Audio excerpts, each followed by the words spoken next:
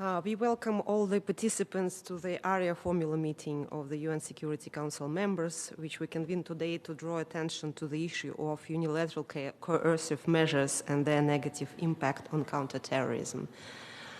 We will hold this meeting without translation, unfortunately, but because of the competing meetings at the same time, we were not able to get the translation, but we decided that it is important to continue and have this meeting.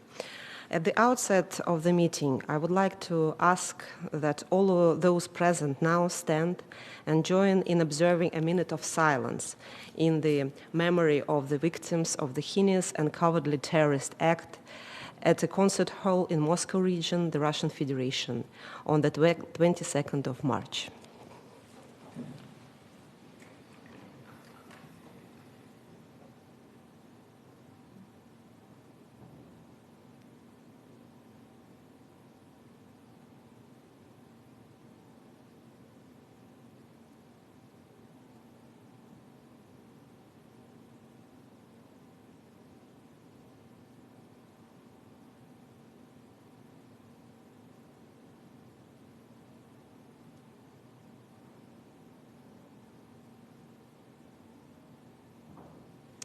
Thank you, colleagues, for your solidarity.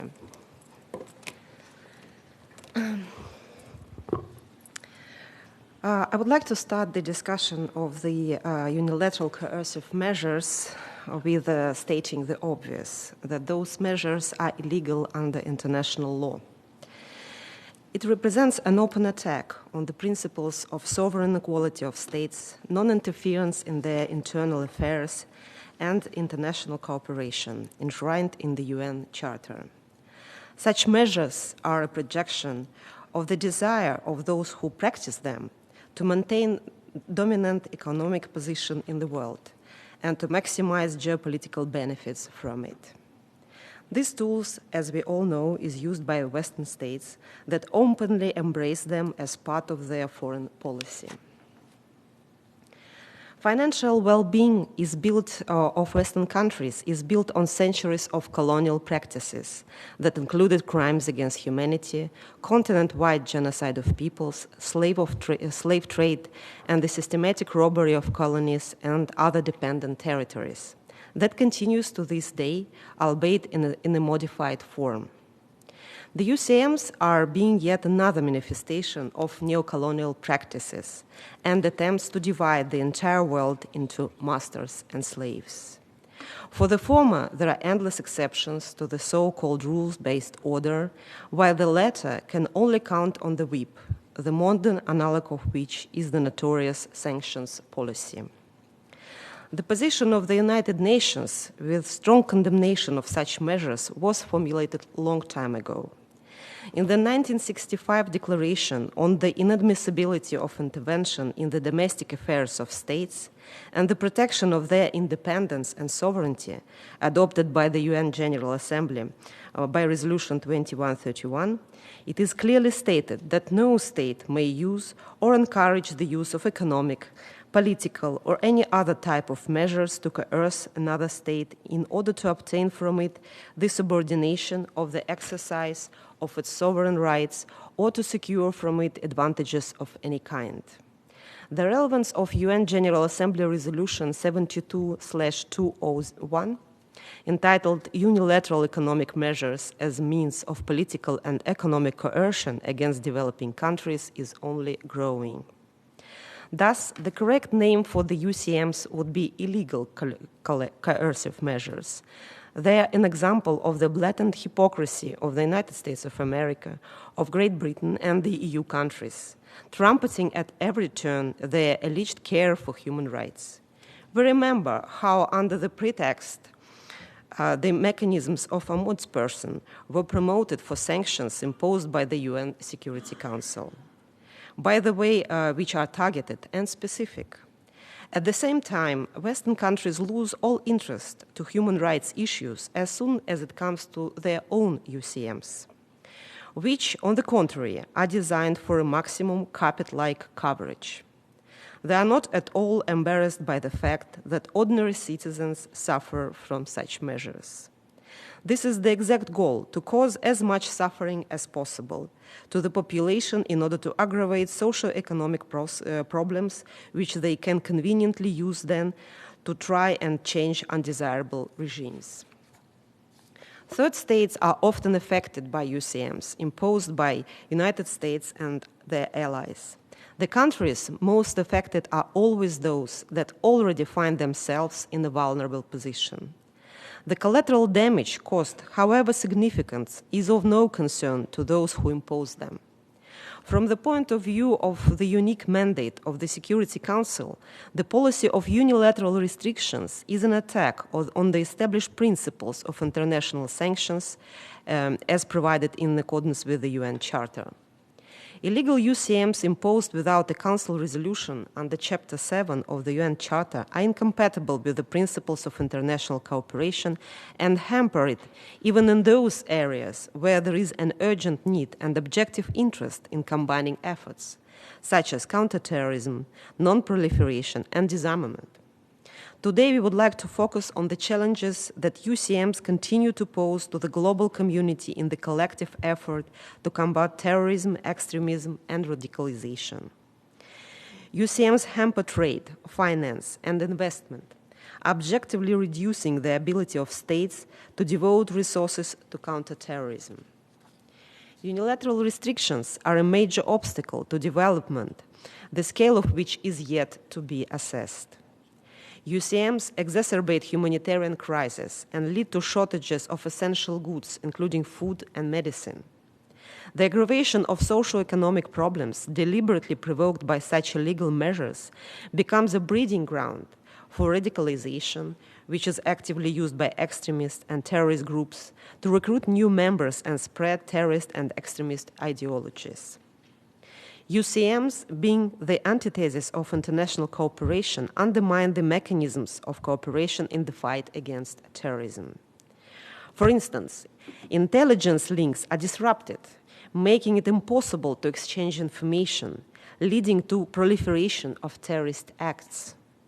Domestic political, socio-economic, and humanitarian crises provoked in the states affected by UCMs lead to refugee problems and cross-border terrorist activities.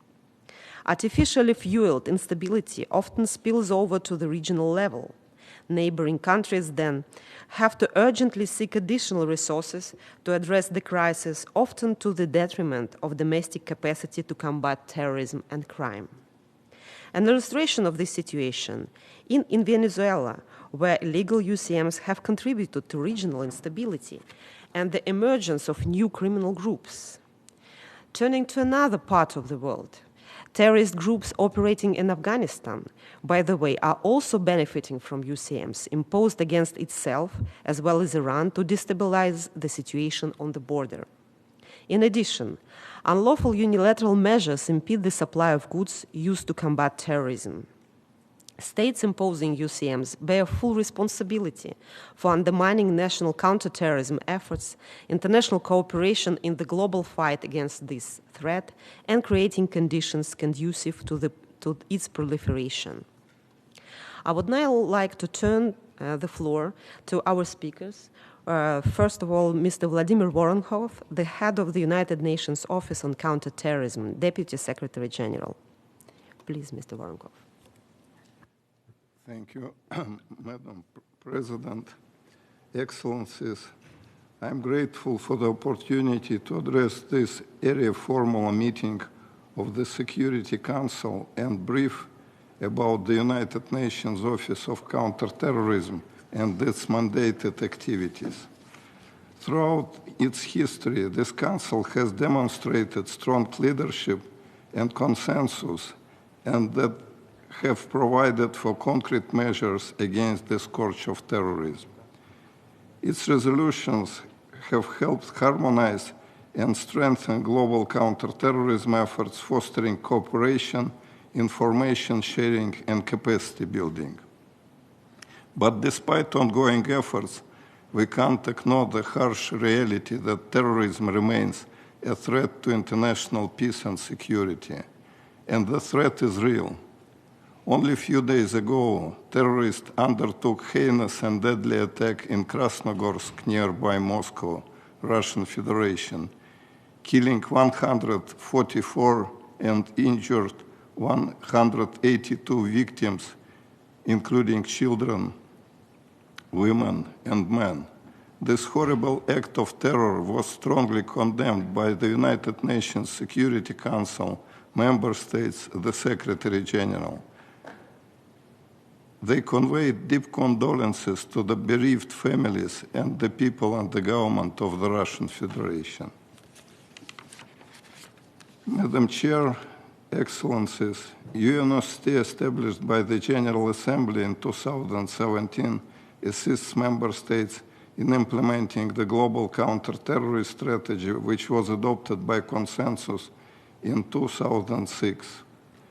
Our mandate includes providing leadership on counter-terrorism mandates from across the United Nations system, enhancing coordination and coherence within the United Nations Global Counter-Terrorism Coordination Compact to ensure balanced implementation of the strategy, strengthening capacity building assistance to member states, improving visibility, advocacy, and resource mobilization for counter-terrorism efforts, and ensuring that due priority is given to counter-terrorism across the United Nations system, and that the important work on preventing violent extremism conducive to terrorism is firmly rooted in the strategy.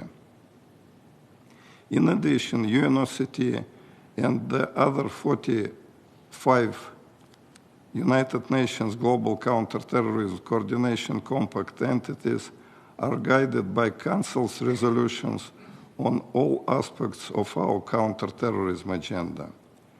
UNSC collaborates closely with stakeholders within and beyond the United Nations system to support member states in addressing the conditions conducive to the spread of terrorism, including prolonged and unresolved conflicts, dehumanization of victims of terrorism, lack of rule of law, violation of human rights, discrimination, exclusion, marginalization, and lack of good governance, while recognizing that none of these conditions can excuse or justify acts of terrorism.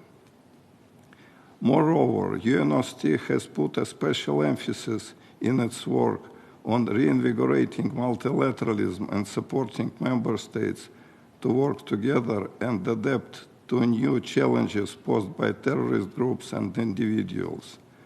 The 8th review of the Global Counter-Terrorist Strategy, adopted once again by consensus last year, and the Secretary General's policy brief on a new agenda for peace both emphasize the need for collective efforts and comprehensive approaches in this regard.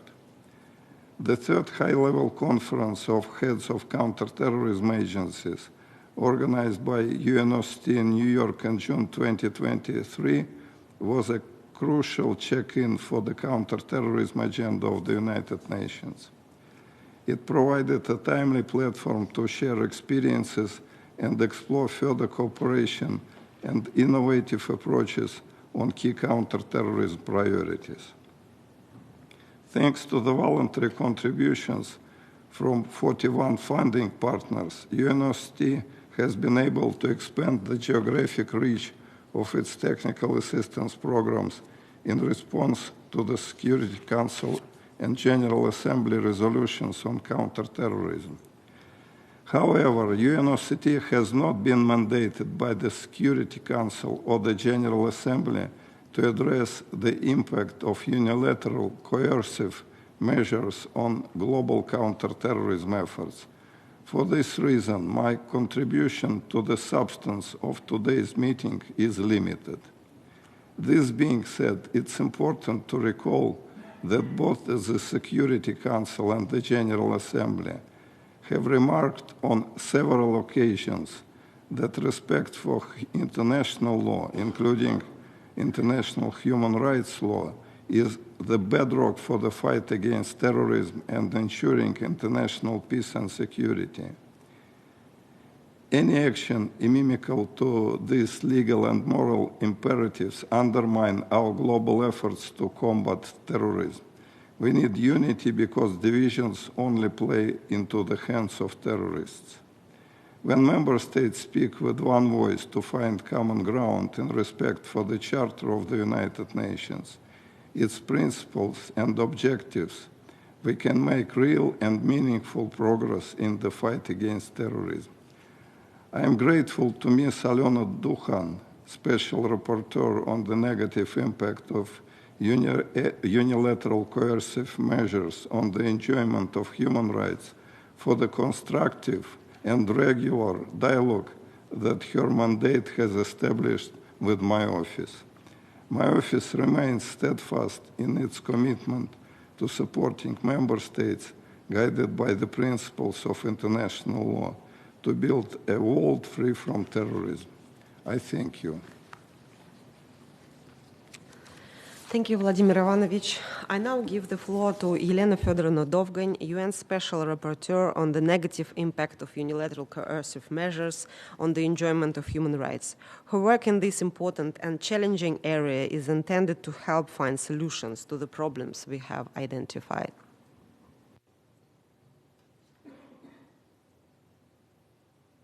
Thank you very much. Honorable Chair, Excellencies, ladies and gentlemen.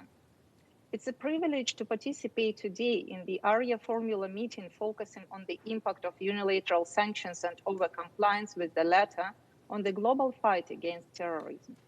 With great regret, I have to admit that unilateral coercive measures, means of their enforcement, maximum pressure campaigns, and consequent zero-risk policies constitute today one of the most serious challenges, not only to solidarity, universality, development and human rights protection, but also to the maintenance of international peace and security, and undermine, as a result, the global efforts to counter international terrorism, including implementation of every element of the UN Global Counter-Terrorism Strategy. Excellencies, distinguished delegates, discussions around unilateral sanctions and their impact are often limited to the countries directly affected by such measures, and result in the acknowledgement of some humanitarian impact of economic sanctions only. This approach, however, is fully wrong. It's necessary to assess joint impact of all types of unilateral sanctions, economic, financial, transportation, cyber, targeted, as well as means of their enforcement, including secondary sanctions, civil and criminal penalties for circumvention of sanctions regime, and consequent over-compliance. Combination of these elements has comprehensive negative humanitarian impact, affecting all population of countries under sanctions, including the most vulnerable groups, with serious cross-border and regional implications. My communications and reports made in particular specific reference to challenges in the delivery of specialized life-saving medicine and medical equipment, with medical and pharmaceutical companies unwilling to deliver the goods, disruptions in money transfers for any purposes, including for medical operations to or from countries under sanctions, due to banks' excessive de-risking, obstacles in delivery of humanitarian assistance to mitigate negative impacts of natural disasters, impossibility to deliver goods necessary for maintenance of critical infrastructure and services, including water, electricity, gas, and gasoline supplies. All the above results in growing poverty rates, food insecurity, outbreaks of waterborne diseases, reduction of life expectancy.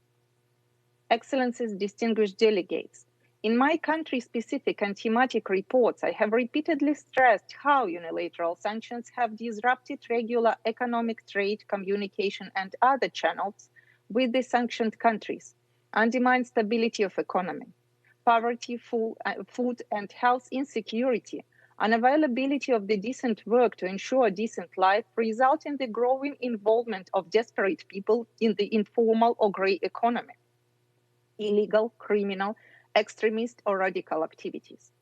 These may involve transboundary crimes, including human and drug trafficking, piracy, illegal trade of arms, natural resources, objects of cultural heritage, wildfire, prostitution, sexual exploitation, among others. It raises serious concerns not only about regional economic challenges, but also undermines regional security, including national and regional efforts to combat terrorism and transboundary crimes.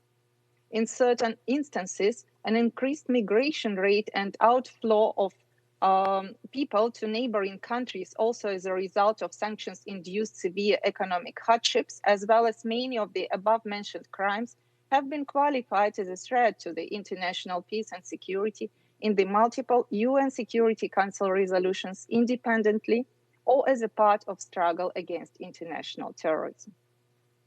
Excellencies, distinguished delegates, analysis of reports on implementation of the UN Global Counterterrorism Strategy, in particular, I refer to the UN General Assembly Resolution 77-298, clearly demonstrate that unilateral sanctions and overcompliance with them are affecting every part of the global counterterrorism response. In particular, unilateral coercive measures, means of the enforcement and overcompliance, give rise to poverty, hunger, unavailability of education and decent work opportunities, and others, qualified as an integral part of the effective counterterrorism strategy by the General Assembly. That means that they facilitate the conditions conducive to terrorism.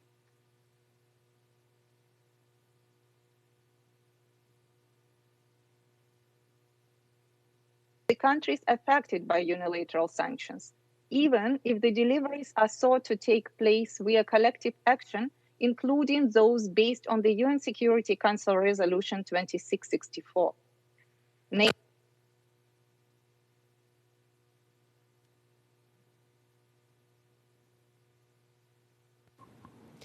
In reality, do not remove that. Can you hear me? We have a connection problem, I think. I think you can continue. Good, thank you. National legislation of sanctioning countries, although formally adopting certain acts presuming to enable implementation of this resolution, in reality do not remove any of financial delivery, insurance, or punitive elements that makes all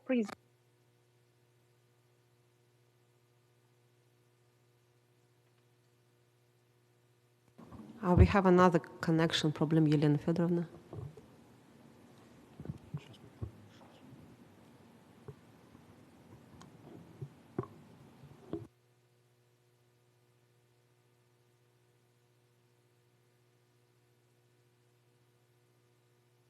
Well, is it possible to hear me now?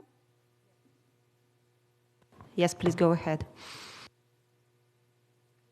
At the side event organized by my mandate in Geneva on March 13 this year, 3 huge humanitarian organizations, in particular Caritas, World Evangelical Alliance, and Oxfam, unanimously reported about the impossibility or higher complexity of getting necessary licenses, other operational and administrative challenges, inefficacy of humanitarian exceptions, and growing risks for them and their humanitarian workers for their efforts to deliver even the basic food and medicine to the affected countries.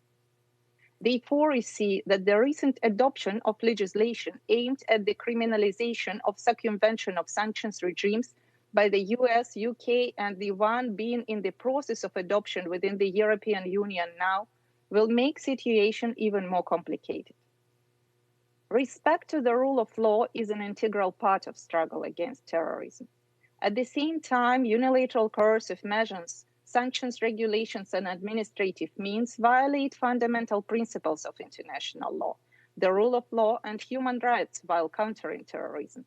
In particular, we are extending jurisdiction extraterritorially, unilaterally qualifying states as sponsoring terrorism, denying immunities for states and their property without any access to justice and fair trial guarantees. Lawyers in the sanctioning countries report of their fear to represent targeted individuals or companies due to the risks for reputation or even criminal charges. Non-designated nationals and companies from targeted countries are deprived from any possibility to protect their rights in the courts. I repeatedly addressed these issues in communications, but didn't receive any response, unfortunately. Use of alternative ways of payment and deliveries in the face of unilateral sanctions and overcompliance increases the risks of money laundering and reduces transparency, preventing thus proper implementation of the UN Security Council resolutions on terrorism financing. In particular, some countries under sanctions dropped down in the transparency index of the FATF after introduction of unilateral sanctions. Moreover, UCMs also reduce national capabilities in prevention and investigation of acts of terrorism, as well as other transboundary crimes, due to absence of sufficient financing, brain drain of experts, operational officials, and judges, lack of specialized equipment, materials, and STI for forensic expertise, limited possibility or impossibility of training, insufficient regional cooperation and technical level synergies in criminal matters, disruption in the implementation of the universal counter-terrorism and suppression of other types of transboundary crimes conventions, bilateral agreements on cooperation and in criminal matters, among others. I also have raised concerns about existing national counter-terrorism regulations and policies and their impact on the work of humanitarian actors. Coupled with the already complex and overlapping nature of unilateral sanctions regimes, counterterrorism regulations and policies may exacerbate uncertainty and fear among humanitarian actors and significantly raise the costs of their operations, if not rendering them unfeasible. In the face of such complexity and often given their limited human and financial resources, humanitarian actors prefer to overcomply and often to completely discontinue their life-saving activities in sanctioning countries. Excellencies, distinguished delegates, there is a broad number of other issues I want to address within this discussion, as well as multiple evidences and reports of devastating humanitarian impact of unilateral coercive measures, means of the enforcement and overcompliance. But for the sake of the time, I will move to some of my conclusions and recommendations. Multiple resolutions of the UN General Assembly and the UN Human Rights Council reflect on illegality of unilateral coercive measures, means of the enforcement, and consequent zero-risk policies, emphasize their negative and non-selective effect on fundamental human rights of all people under sanctions. I want to underline that beside that, they also create favorable environment and conditions conducive to international terrorism and other transboundary crimes, prevent proper implementation of the global efforts to struggle terrorism. Their joint effect constitutes a threat to the maintenance of international peace and security, and therefore the use of UCMs and their consequences in the sphere of maintenance of international peace and security can and shall be considered within the agenda of the UN Security Council.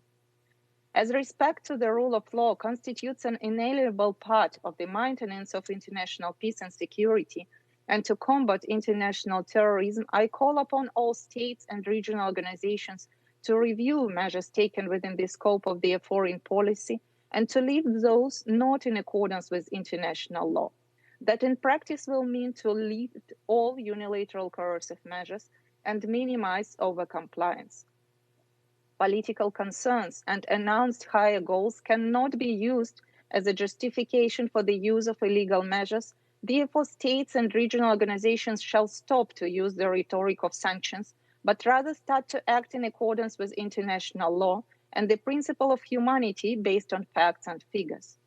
Recent development of national legislation in sanctioning countries aim to increase punishment for circumvention or alleged circumvention of sanctions regimes, uncertainty of legislation and its interpretation.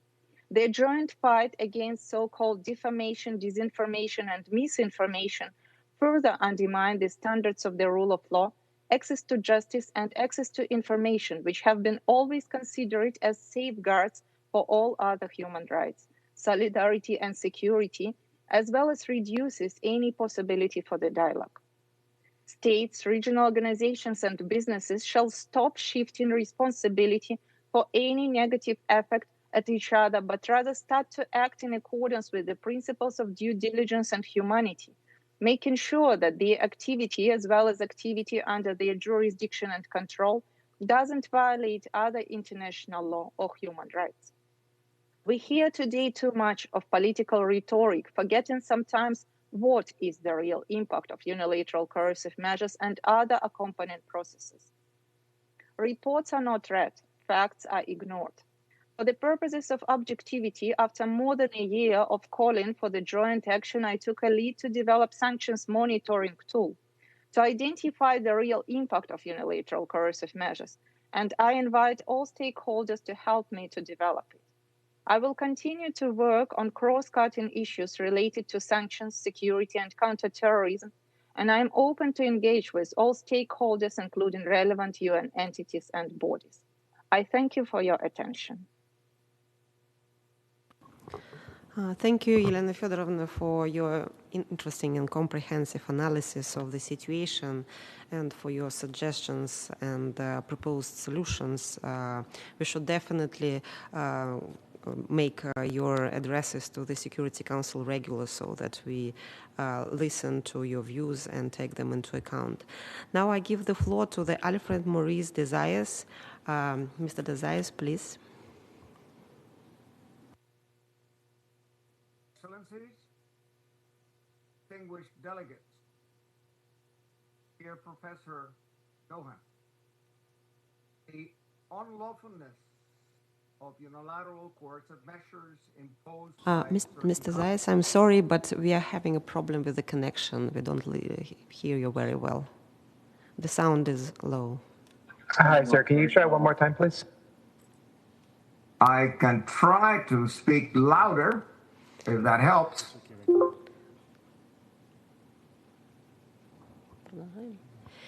Yes, please go ahead. Yeah, this is better. Is it better now? Yes. It is better.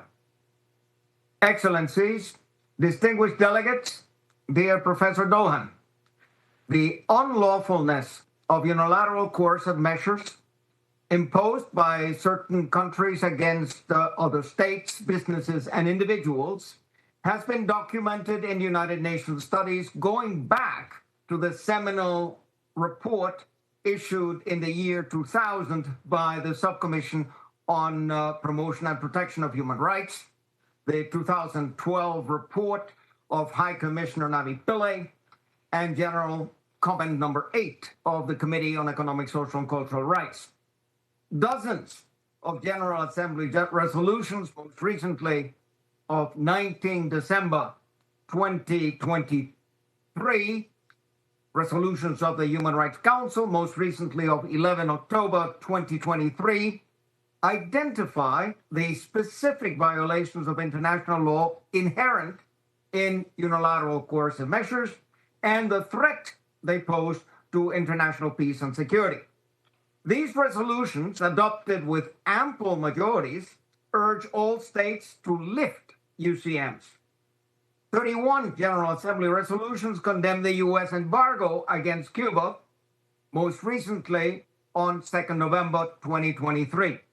Notwithstanding the clear will of the global majority that UCMs be abolished, a number of states violate these resolutions with impunity and continue imposing coercive measures with unlawful domestic and extraterritorial effects. Circumvention of these unlawful UCMs is subject to draconian penalties. This coercion-based unlawful order usurps the functions of the United Nations and undermines its authority and credibility. It is important to recognize that the semblance of law is not law, that not every executive order is legitimate or deserves to be obeyed. As we know from Sophocles' Antigone, and as we saw confirmed in the judgment of the third Nuremberg trial, the Justices' Trial, many Nazi laws were laws, but only in name. They were dictates that violated the essence of justice. So too, European and US laws on slavery and the slave trade, the laws imposed by colonial powers, and the laws of apartheid. Indeed, When laws do not serve justice, but rather geopolitical domination, they subvert the rule of law itself and what we call civilization. Far from bending under such unlawful measures, all civilized persons have a duty to resist them. Civilization demands that states, individuals, and enterprises resist the hijacking of the administration of justice, the instrumentalization of law for power and injustice, including through unlawful UCMs. It is documented that UCMs engender gross violations of human rights, including the right to life, food, health, water, and sanitation. UCMs have impeded prompt and effective action against pandemics like COVID-19, have aggravated outbreaks of cholera, polio, tuberculosis, hindered life-saving cancer treatment, and are responsible for hundreds of thousands of deaths worldwide. We are witnessing retrogression in the respect owed to international law and human dignity. Government lawyers should be advising the governments how best to comply with international treaties and norms, and not how to find loopholes and weasel out of international obligations. Notwithstanding the lethal impacts of UCMs, government lawyers in some countries downplay them in an attempt to mislead democratic audiences into believing that UCMs serve legitimate purposes.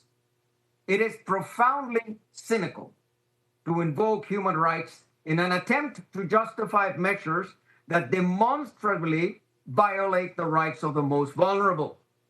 Victims and victimizers are here reversed. The practice of UCMs manifests how legal concepts and language have been corrupted, how human rights are being weaponized to destroy human rights. Cognitive dissonance becomes the new normal. No, the narrative of a purported good end is false. The geopolitical end does not justify the criminal means. The diagnosis is clear. UCMs generate humanitarian crisis, legal and social chaos, leaving victims without effective access to justice and without remedies. UCMs are incompatible with the noble principles of the UN Charter and the constitutions of many United Nations agencies, including UNESCO and WHO. Let us therefore escape from the epistemology trap and stop referring to UCMs as sanctions. The only legal sanctions are those imposed by this Security Council. Everything else constitutes the unlawful use of force in contravention of the letter and spirit of the UN Charter, in particular, Article 2, Paragraph 4. Moreover, the word sanctions implies that the state imposing them has the moral or legal authority to do so. This is not the case, as exposed by UN Special Rapporteurs Dr. Idris Yazairi, Dr. Alena Dohan, Dr. Mikhail Fakhri, and others. I will not further elaborate on our diagnosis, but prefer now to formulate pragmatic proposals how to rescue the international order and how to give recourse and remedy to the victims. Bearing in mind that some states persist in applying UCMs to about a third of the population of the planet, and that hitherto they have done this with impunity, I propose that UN agencies like ILO, UNDP, UNEP, UNESCO, UNICEF, WHO, henceforth collect, quantify, and evaluate the harm caused by UCMs. Impact assessments should be widely publicized. An international observatory should be established to document the impacts of UCMs. This observatory, or UCM Watch, should function under the UN Human Rights Council and be serviced by the Office of the High Commissioner for Human Rights, which should keep a database and establish a monitoring mechanism. The General Assembly should invoke Article 96 of the UN Charter referring the legal questions associated with UCMs to the ICJ for an advisory opinion on their illegality and the level of compensation to be paid to the victims. The ICJ should also consider whether the humanitarian crisis and thousands of deaths caused by UCMs constitute crimes against humanity for purposes of Article 7 of the Statute of Rome. Pursuant to Article 9 of the 1948 Genocide Convention, states bodies should refer the ICJ the question whether the deliberate creation of conditions that effectively destroy in whole or in part a group plausibly constitutes genocide. The requirement of intent can be inferred from the foreseeability of the deaths resulting from UCMs. The ICJ judgment in Bosnia against Serbia imposes an obligation to prevent. The interstate complaints procedures of several UN treaty bodies should be engaged. Article 41 of the International Covenant on Civil and Political Rights grants jurisdiction to the Human Rights Committee to examine interstate complaints concerning grave violations of human rights, including the right to life. In the absence of reservations to this article, the competence of the Human Rights Committee is prima facie established. The optional protocol to the International Covenant on Economic, Social, and Cultural Rights would also provide for interstate complaints pursuant to its Article 10. The laws of many countries impose a civic obligation to help persons in distress, in grave danger to life. These laws are sometimes referred to as duty of rescue laws. Undoubtedly, UCMs entail a grave danger to life, and states should ensure that individuals and businesses under their jurisdiction abide by such duty to help laws and do not become complicit in UCM crimes. States should exercise diplomatic protection on behalf of individuals and businesses penalized by states that impose UCMs. Excellencies, if we want that international institutions, tribunals, and other mechanisms function properly, we must ensure that all parties recommit to the purposes and principles of the United Nations. We must escape the epistemology trap and reject the attempt to camouflage UCMs as sanctions, reject the unethical demand for so-called compliance with what are in reality totalitarian commands that violate the sovereign equality of states and the self-determination of peoples. I invite all here present to rediscover the spirituality of the Universal Declaration of Human Rights and to ensure that the authority and credibility of the United Nations is strengthened by observance of UN resolutions and not subverted by complicity in tolerating UCMs, which in a very real sense manifest a rebellion against the UN Charter and entail crimes against humanity. I urge you to work constructively at cooperation and reconciliation in this common planet of ours. I thank you for your attention.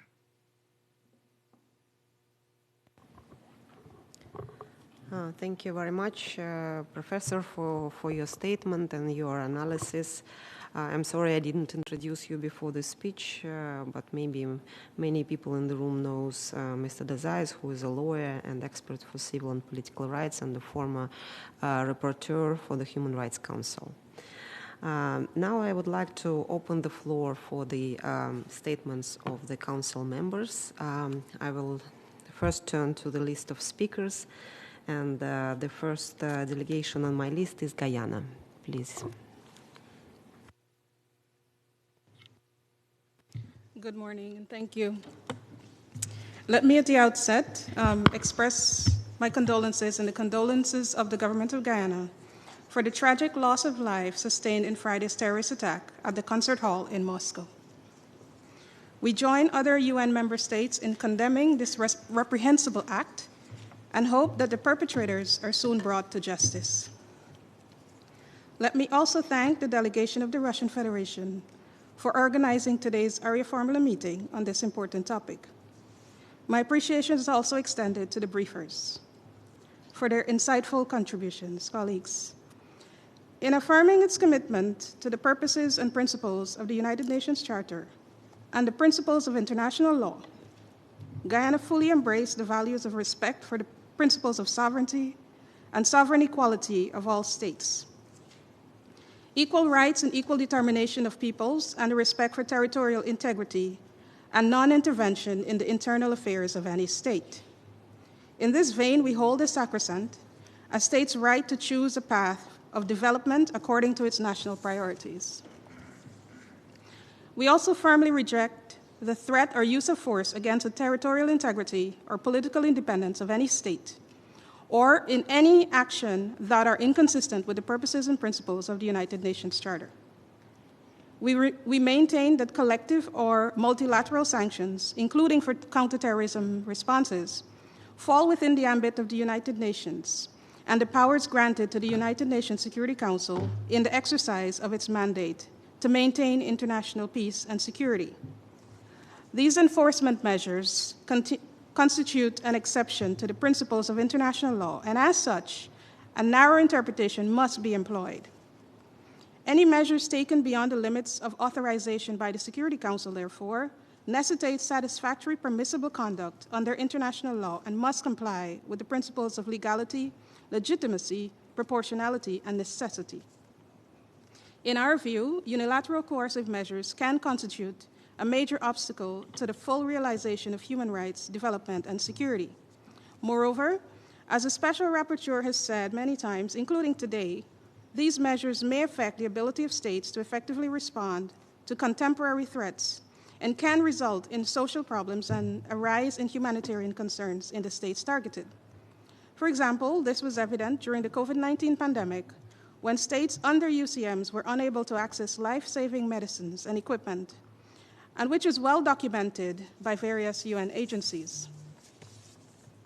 In conclusion, we urge that states take fully into account the fact that UCMs can affect all categories of human rights and support the Special Rapporteur's call, as outlined in her last report, for assessments of the humanitarian impact of unilateral sanctions to be included on the agenda of UN organs and specialized agencies. I thank you.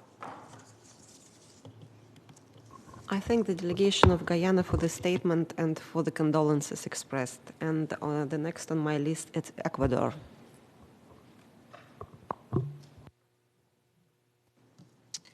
Thank you, Madam Chair. Let me begin my intervention by expressing the condolences and deepest sympathy of my government to the government of the Russian Federation and its people for the heinous attack in Krasnogorsk. I would also like to thank your delegation for organizing this Arria Formula meeting, as well as the briefers for their interventions. Ecuador condemns all acts, methods, and practices of terrorism, which cannot be justified in any circumstances, whatever their motivation, in all its forms and manifestations, whenever and whoever commits them. The proliferation of terrorist organizations and the increase of terrorist attacks constitute a serious threat to international peace and security, and endanger our efforts to strengthen democracy, maintain the stability of global economy, and foster sustainable development. It is from this perspective that my country supports the measures that states adopt to prevent and combat and discourage. But these measures must comply with international law, including international humanitarian law, international refugee law, and international humanitarian law as well. Ecuador recognizes the negative effects that unilateral coercive measures can have on human rights, trade, investment, and international cooperation. And that's why we have supported the resolution on human rights and unilateral coercive measures in the General Assembly. Since terrorism is a transnational threat that does not differentiate between borders, it is a challenge that needs to be addressed by the international community as a whole, not in isolation. Therefore, we must privilege the multilateral mechanisms that we have at our disposal to combat terrorism, such as the Counter-Terrorism Committee and the United Nations Global Anti-Terrorism Coordination Pact. I also highlight the importance of the United Nations Global Counter-Terrorism Strategy, which offers a common strategic and operational approach to preventing and combating terrorism. In addition, and to the extent that their adverse effects are mitigated and due process respected, the imposition of multilateral sanctions, such as those established by Resolution 1267, relating to Islamic State in Iraq and the Levant, Daesh, and Al-Qaeda, can be effective instruments to counter terrorism. Finally, the persistence of the threat posed by terrorism highlights the limits of security-focused responses approaches. In that regard, the efforts to contain the spread of terrorism must incorporate a development dimension, one that promotes more equitable societies, good governance, and opportunities for youth. Thank you very much, Madam Chairperson. I thank the delegation of Ecuador for the statement and for the condolences expressed. And the next on my list is Malta.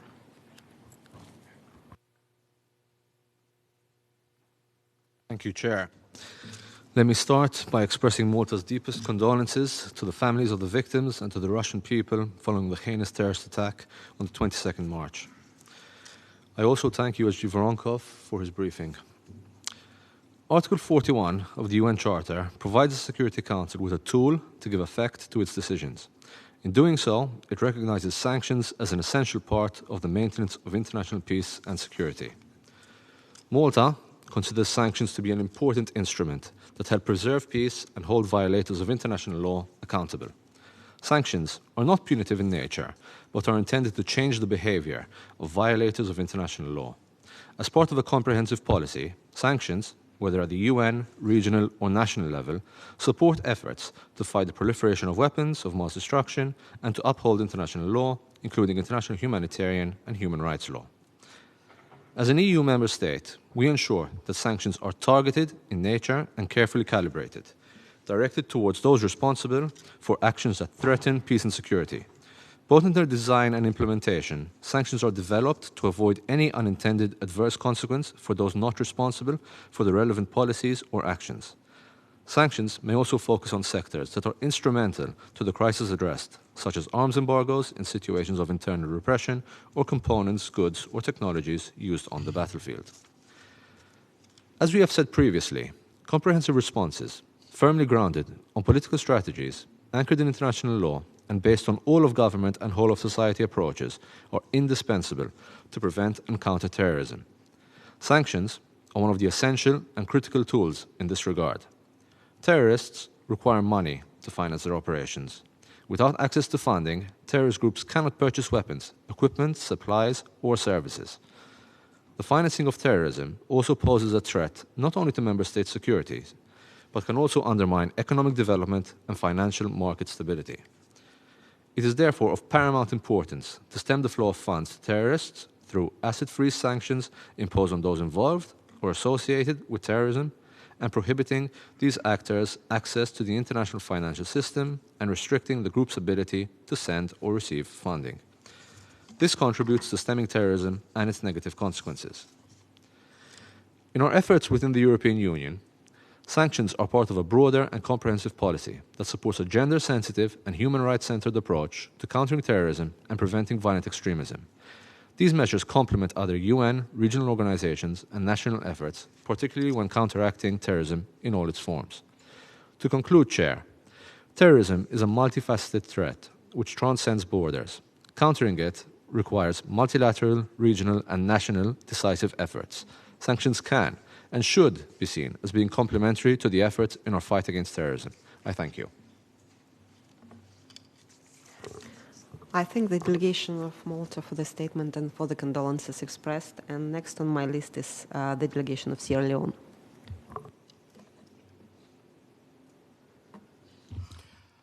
Thank you, Chair, for giving me the floor. I thank the Russian Federation for convening this meeting, and we would like to express our sincere condolences to the government and people of Russia for the recent terrorist attack. Let me also thank Under Secretary General Vladimir Voronkov, Ms. Elena Dovgan and Mr. Alfred Zayas for their information provided in their contributions. One of the purposes of the United Nations as enshrined in the Charter are to, quote unquote, develop friendly relations among nations based on respect for the principle of equal rights and to take other appropriate measures to strengthen universal peace, Article 1 of the UN Charter. As such, the principle that all members shall settle their international dispute by peaceful means and seeking a solution through negotiations, inquiry, mediation, among others, is very relevant.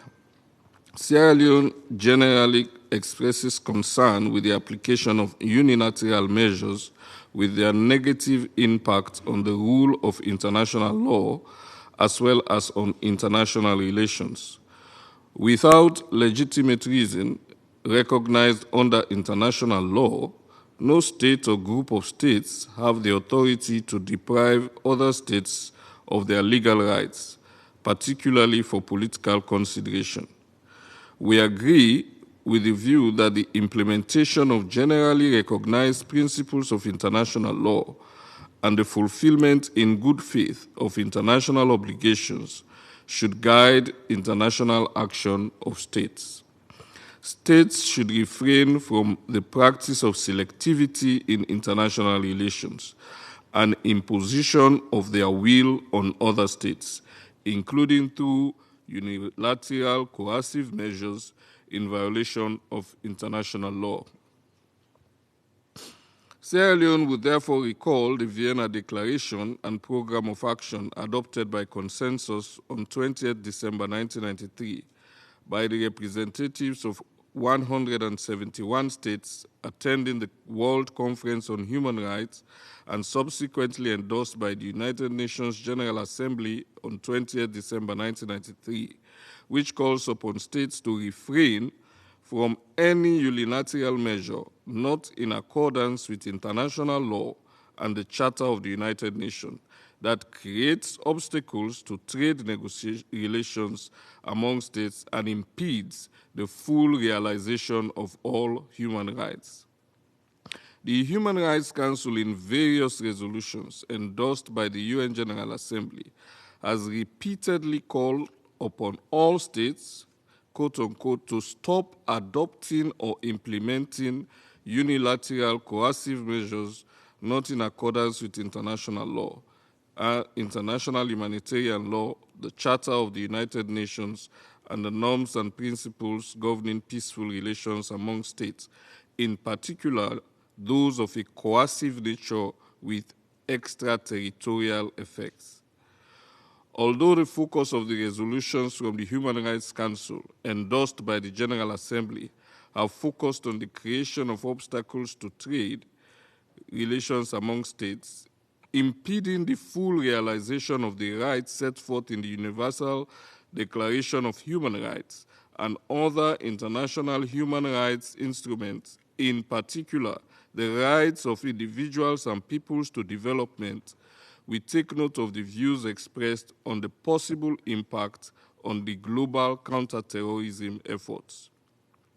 Where, however, unilateral coercive measures can be legitimately imposed, it is essential to acknowledge the multifaceted impact of these measures on civilian populations, including the unintended consequences such as economic hardship, social instability, and increased vulnerability to radicalization that can undermine the effectiveness of counterterrorism efforts and exacerbate security challenges. In this vein, Sierra Leone urges all states to refrain from adopting or implementing any unilateral measures not in accordance with international law and the Charter of the United Nations, in particular those of a coercive nature with all their extraterritorial effects.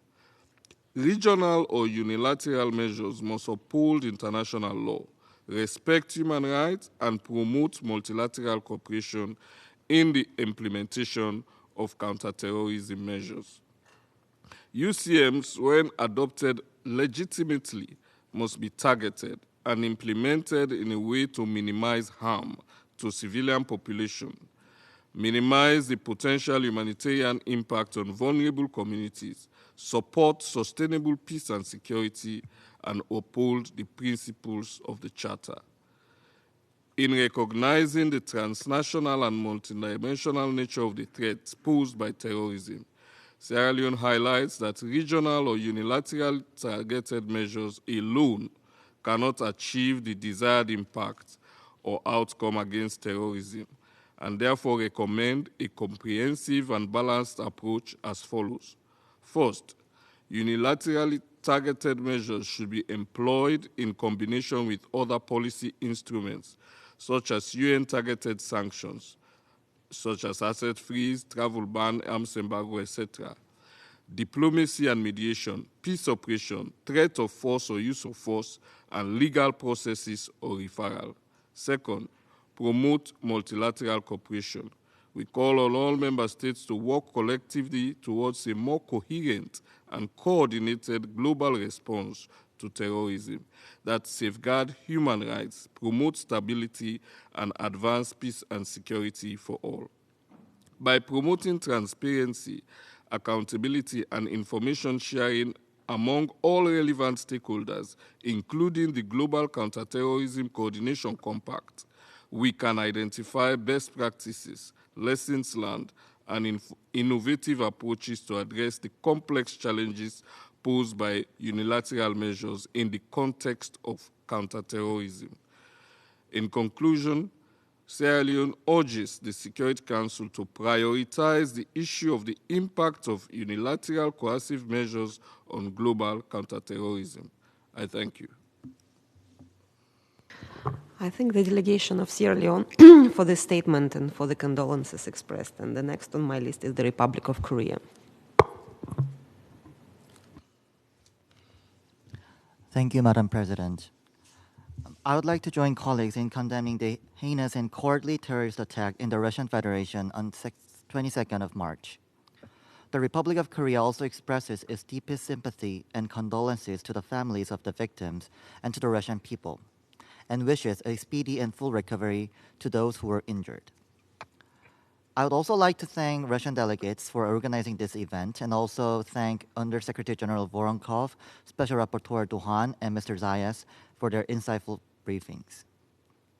Madam President, no one is immune from the threat of terrorism, and the face of terrorism is becoming increasingly complex and diverse. Unless the international community unite and proactively respond, the hard-won achievements in the global fight against terrorism could face significant setbacks. The Security Council is the heart of our concerted endeavors to fight against terrorism. Diligent implementation of the Council's sanction measures is pivotal to dismantle terrorist groups and prevent the emergence of new threats, such as misuse of emerging technologies for terrorist purposes. The Republic of Korea, as a staunch supporter of global counterterrorism efforts, is rigorously adhering to sanction measures of the Council. However, despite the security threats by terrorist activities, there are occasions when the Council fails to fully discharge its duties due to conflicting interests.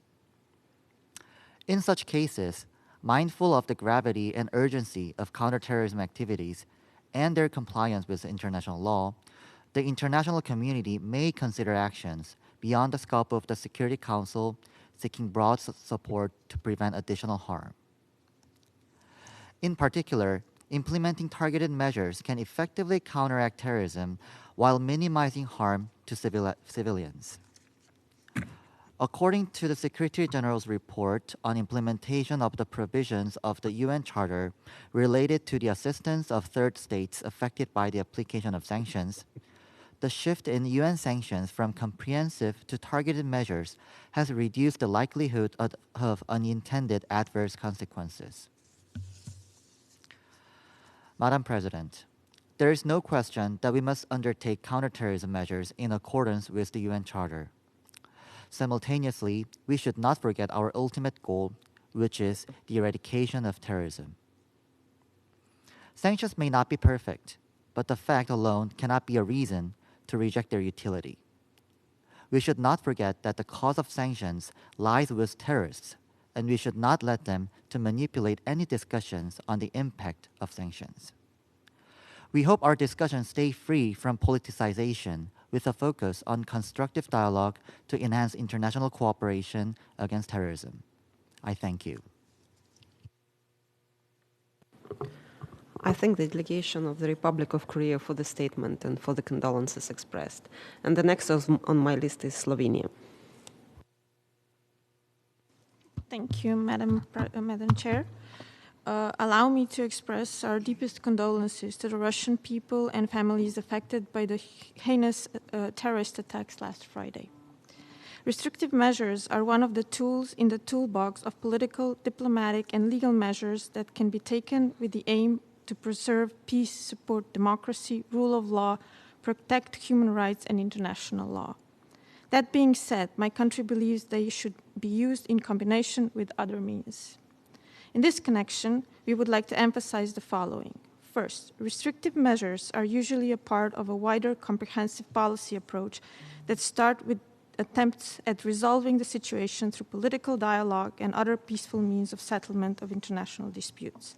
They are used restrictively and usually in response to armed conflict, widespread violence, or serious violations and abuses of international law or human rights. Let me be clear, violations are the cause and not the effect of sanctions. Second, sanctions are also an important part of the counter-terrorism architecture. At the UN level, through 1267, 1989, 2253 sanctions regime, as well as at the level of different regional organizations such as the EU. They are aimed at preventing the ability of terrorists and terrorist groups to engage in terrorist activities, to execute attacks, obtain weapons, and finance their operations. Financing of terrorism and access to weapons are particularly worrisome and require decisive and timely measures. Third, while there may be some legitimate questions about the impact of sanctions, it is important to note that all measures need to be adopted in full conformity with obligations under international law, in particular international human rights law, international humanitarian law, and international refugee law. They need to be proportionate, targeted at those responsible for harmful policies or actions, and carefully calibrated. For example, restrictive measures of the EU fulfill all these requirements, including judicial oversight. Potential unintended adverse effects of sanctions need to be tackled through systematic exemptions and waiver procedures and the humanitarian carve-out, such as in the case of Resolution 2664, which has also been transposed into different autonomous and national sanctions regime. Madam Chair, it is the role of the UN to act in prevention of crisis through different methods and tools.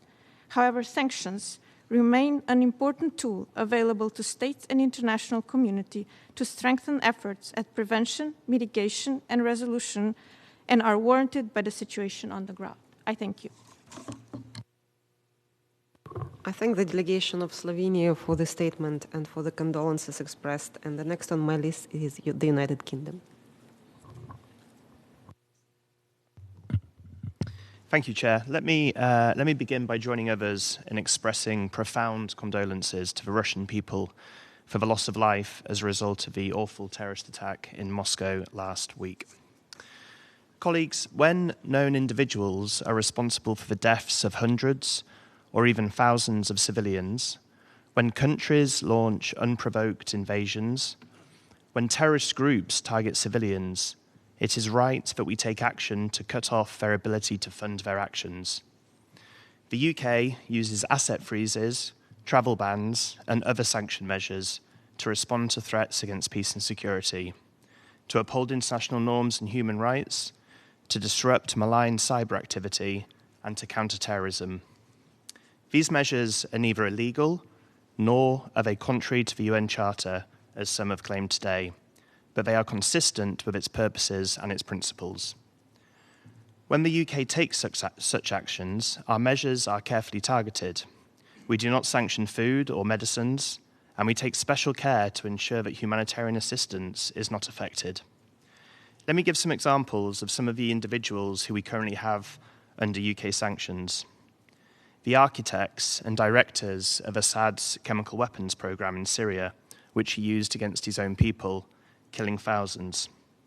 Terrorist groups such as Hamas, who are responsible for the atrocities committed on the 7th of October, and settlers in the West Bank, whose violence against Palestinians undermines the cause of peace.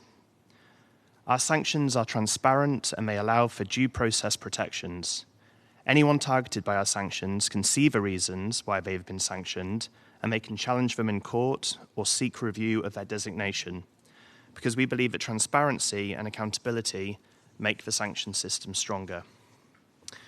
We've also recently announced our intention to introduce a tailored humanitarian exception across the UK's financial sanctions, building on the important work done by the Council in adopting Resolution 2664. Given some of the views that we've heard today on the counter-terrorism context, we look forward to the Council, to all Council colleagues offering their full support to renewing its application to the 1267 regime later this year. Colleagues, while the UK defends the right of states to use sanctions in compliance with international law, we do not condone all uses of sanctions.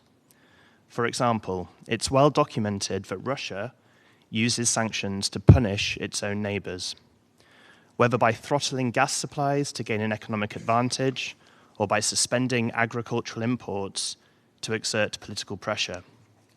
But don't just take my word for it. Let me quote President Lukashenko of Belarus, who has said that Russia, quote, are under sanctions themselves, but they use the same weapon in fighting against their closest allies. Thank you. I thank the delegation of the United Kingdom for the statement and for the condolences expressed. And the next on my list is Japan.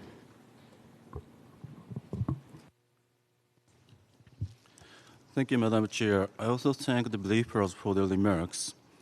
At the outset, I extend my sincere condolences to the bereaved families and express my heartfelt sympathy to those who were injured in the recent shooting incident in Moscow. Japan firmly condemns such an attack against civilians.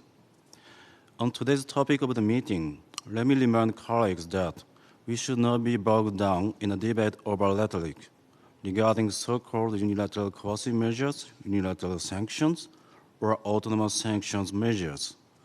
We are aware that, although so-called unilateral coercive measures are taken for the sake of international peace and security, there are still different views among us on these measures. But whenever discussing this issue, we should keep in mind the following 2 points. First, it goes without saying that these measures should be taken in full compliance with international law, including the Charter of the United Nations. These measures should have legitimate purposes. They must not come from the intention to punish or to intimidate without reason, rather from the sincere wish to change difficult situations which otherwise could lead to a further deterioration of international peace and security.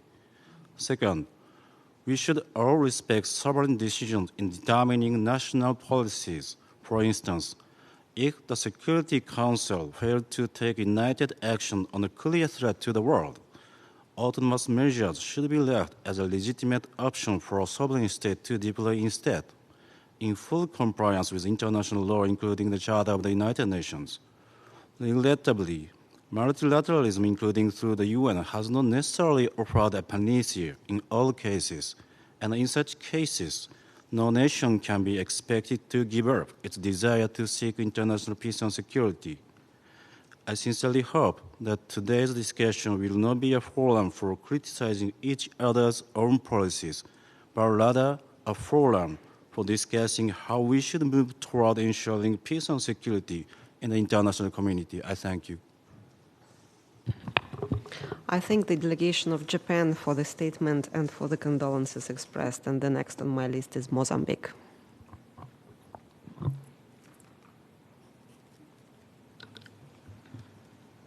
Good morning. Madam Chair, Mozambique wishes to thank the permanent missions of Russian Federation for convening this Arria Formula meeting. We express our deep condolences to all the families and the government of Russian Federation We extend our solidarity to all the families for those with their relatives. We extend also our appreciation to the USG Varankov and the other briefers for their useful contribution to this topic today.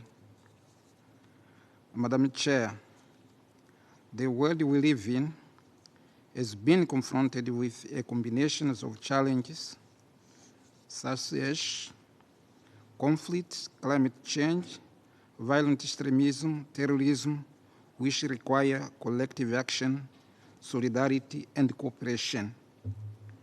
While universal coercive measures are ever so often used as a tool of foreign policy by exerting diplomatic pressure, their impact on human rights and civilian well-being must be carefully considered. Balancing effectiveness with humanitarian concerns remains a complex challenge and contentious issues. Regrettably, universal coercive measures are taking the opposite side, and they are threatening peace, development, social cohesion, and the stability of targeted countries and their people. Beyond their direct efforts, the application of universal coercive measures undermine international law, prevent state institutions from providing essential services to their citizens, as well as their access to the basic goods. Consequently, universal coercive measures aggravate the vulnerability and suffering of the communities. To some extent, they are creating political instability and reducing the capacities of the state to effectively implement their agenda for peace and development. In this context, the implementations of UN General Assembly resolutions 2131 and 72/101 constitutes a top priority so that all states continue to be committed to the strict observance of Article 55 of UN Charter. We believe that the purpose under these principles are noble, since they are aimed at promoting cooperation for the stability and well-being among nations. Sadly, current trends of universal sanctions, current trends of unilateral sanctions represent a major obstacle that undermines the spirit of cooperation and aggravates the humanitarian situation and prevents people from enjoying their social and cultural identities, particularly their rights enshrined in the Universal Declarations of Human Rights. Mozambique believes in multiculturalism and diversity to effectively respond to the current and emerging challenges. Madam Chair, we hold the view that universal coercive measures must not be encouraged. This is practice in no way contribute to the environment of peace and security. We must put an emphasis on engagement, collaboration, and cooperation so that the most vulnerable countries can also be actively involved in seeking solutions to global challenges.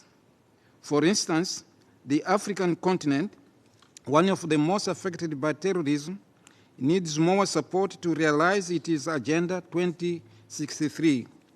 This will contribute to reinforce the capabilities of African states in addressing terrorism and violent extremism.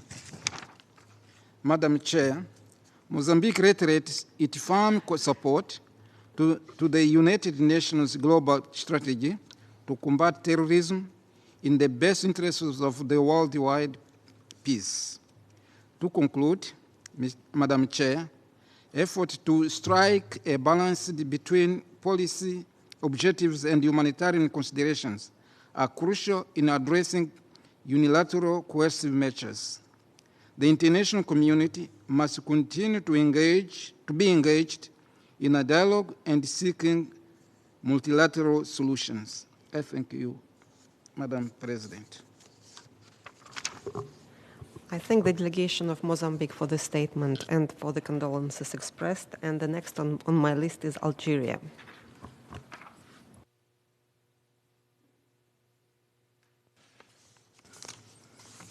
Thank you, Madam Chair.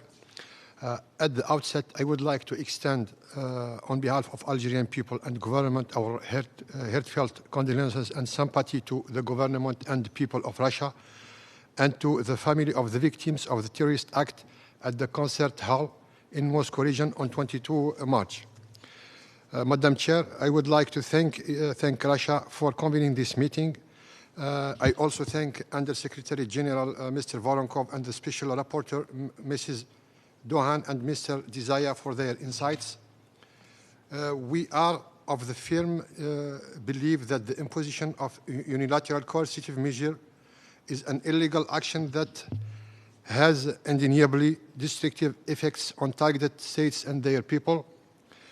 These legal actions seriously impede the full enjoyment of peoples of their essential needs and resources for dignified life. They are driven solely by politically motivated ends and are clearly a violation of international law and the UN Charter. The world is mindful of the immense negative impact caused by unilateral coercive measures on the daily life of people. Even in the 2030 Agenda for Sustainable Development document strongly urges states, I quote, to refrain from promulgating and applying any unilateral economic, financial, or trade measures not in accordance with international law and the Charter of United Nations that impede the full achievement of economic and social development, particularly in developing countries. Madam Chair, the UCMs also constitute a challenge for the fight against terrorism. Imposing unilateral coercive measures as means of a conduct of diplomacy undermines cooperation between nations as the basis for international relations. The conduct of diplomacy by recourse to UCMs is also conducive to a confrontational environment. They hinders efforts towards peace and security and prosperity for all. In that sense, the UCMs also pose serious challenges to the ability and capacity of targeted states to effectively respond to terrorist threats. The limited access to adapted means for the fight against terrorism due to UCMs in certain countries is dangerously exposing them to the spread of the threat of terrorism. People in targeted nations will suffer in a hostile and unstable environment that also constitutes a breeding ground to encourage violent extremism. Moreover, such policy not only do great damage, they exacerbate the conflicts and fuel violence. Terrorist groups thrive where poverty, inequality, social divisions, and injustice prevail. When people lack economic chances and peaceful ways to address grievance, violent extremism groups manage to recruit easily targeted followers. Madam Chair, I would like to conclude by highlighting the following points. First, the UN Charter and international law set the standard for resolving disputes and protecting rights. It must be respected. Second, development and security should go hand in hand. Poverty and lacking opportunity feed militancy. Terrorist ideologies lose recruitment ground where more people are provided with education, health service, jobs, justice, and development. Third, building trust between all nations is key in maintaining a peaceful international environment. Hence, we stress that unilateral sanctions in violation of international law have to be lifted. Thank you, Madam Chair. I thank the delegation of Algeria for the statement and for the condolences expressed. And the next on my list is Switzerland.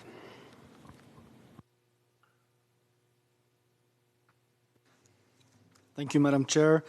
Switzerland is shocked by the attack in Krasnogorsk, and we would like to once more express our deepest sympathy and condolences to the families of the victims and to the Russian people, and to wish a speedy and full recovery of those who were injured.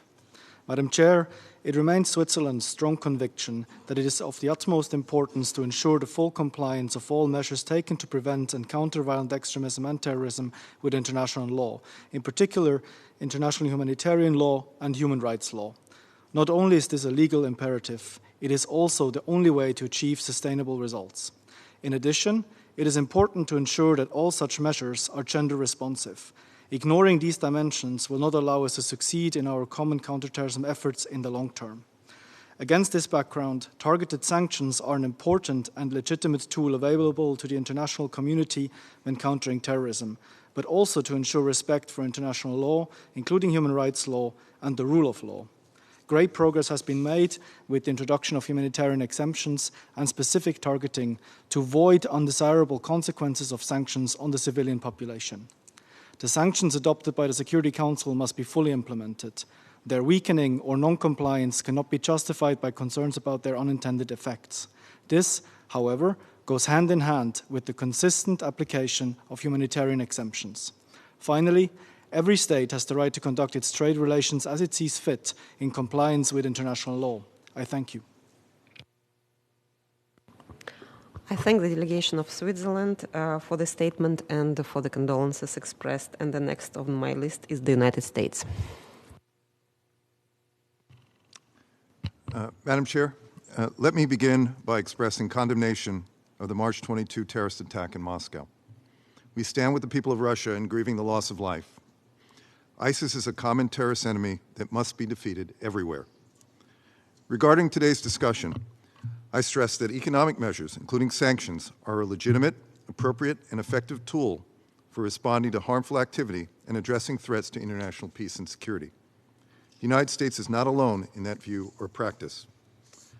Some of the participants in this event seek to warp the narrative on sanctions and suggest they are great champions of human rights and humanitarian action. Yet, some of them block humanitarian access to populations in need and punish those who dare challenge their authority. We have heard a misleading theory about so-called unilateral coercive measures and their supposed adverse effects by some participants today.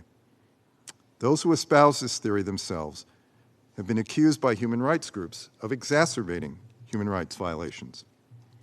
The loudest voices championing this misleading and dangerous narrative are working to obstruct the implementation of UN sanctions and, after their adoption by the Security Council, often blatantly violating them. In addition to observing and respecting UN sanctions, the United States and many of our partners rely on domestic authorities to address threats to international peace and security. Turning now to the topic of counterterrorism, we are gravely concerned with governments using counterterrorism as a pretext to repress fundamental freedoms and the activities of civil society and political opposition. The death of Alexei Navalny was a tragic reminder of how governments can accuse political opponents of extremism for their own ends and demonstrates the weakness and the rot of the system built by Putin. The organizers and their supporters contend that autonomous sanctions undermine principles of sovereignty and non-interference. This false narrative ignores the sovereign right of states to freely conduct their economic relations, including to protect legitimate national interests. Our autonomous sanctions are crafted with a clear nexus to the United States, its economy, and national interests. The organizers contend that autonomous sanctions erode fundamental rights.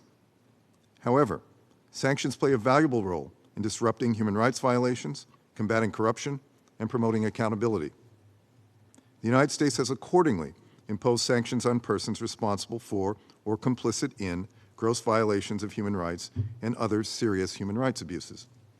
Additionally, we have taken concrete actions to mitigate unintended consequences of sanctions domestically and at the UN. Notably, we advanced the landmark UN Security Council Resolution 2664 that created a carve-out for humanitarian efforts in all UN sanctions regimes. Our domestic implementation efforts have included codifying a historic package of humanitarian-related authorizations across our domestic sanctions programs. These efforts ease the delivery of humanitarian aid while ensuring it is not diverted or abused by malicious actors. Finally, the United States applies sanctions consistent with international law. We are proud to be among a growing community of nations that have created dedicated sanctions to combat the impunity of the sponsors of today's meeting, whose heinous acts sow division and impose brutal costs upon millions. I want to make one final comment. The Russian Federation has itself repeatedly imposed sanctions on the United States and on other countries in recent years.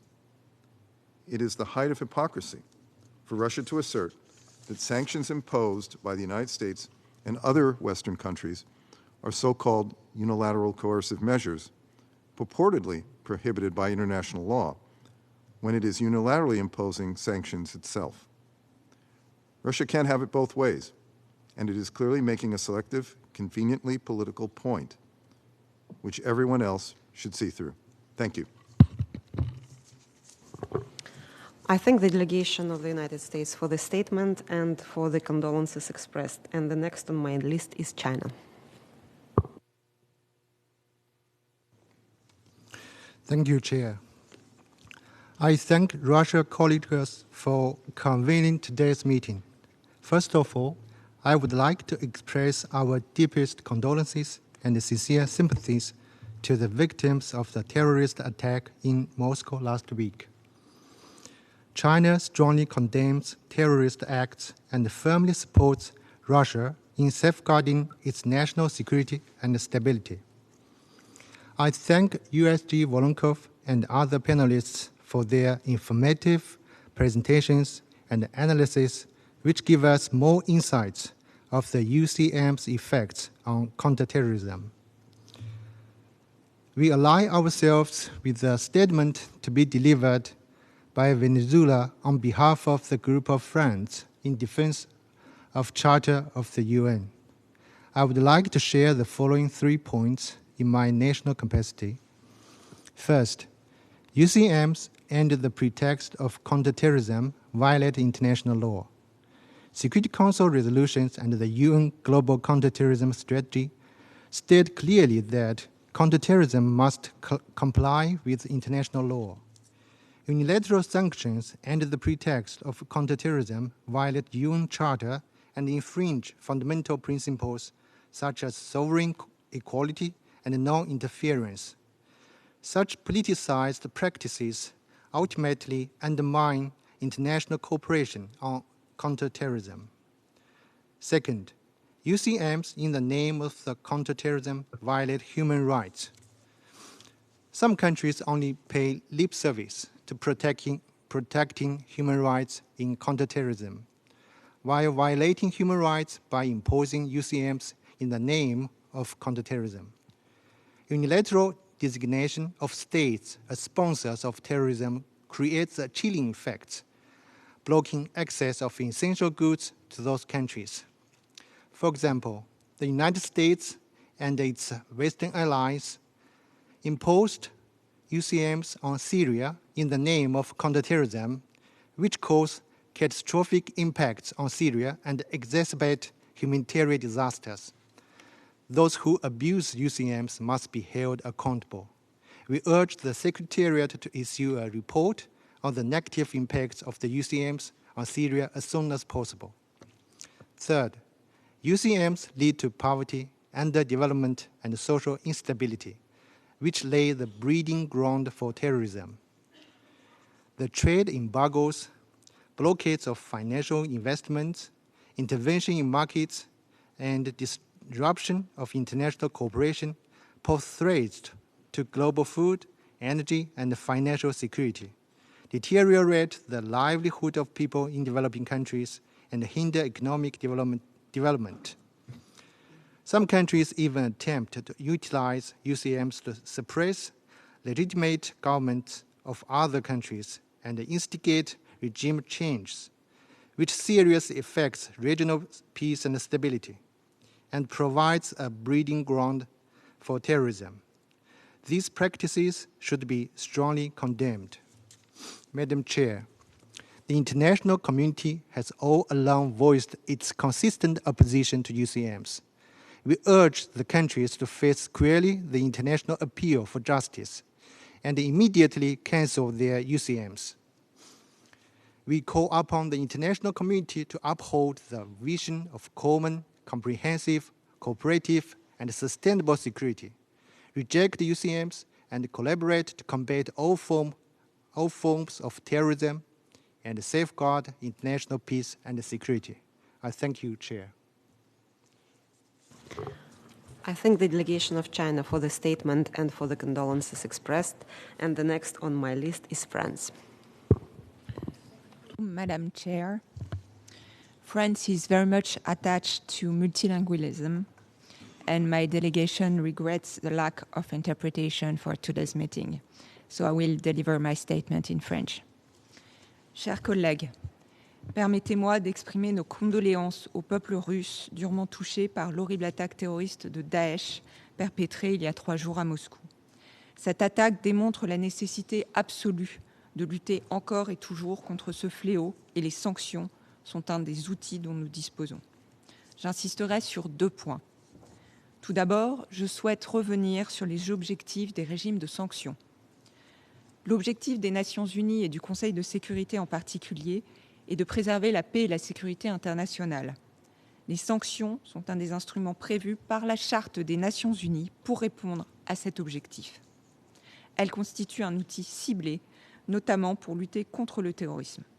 La résolution 1373 du Conseil de sécurité des Nations Unies demande aux États membres d'imposer des sanctions aux individus, groupes ou entités qui se livrent au terrorisme.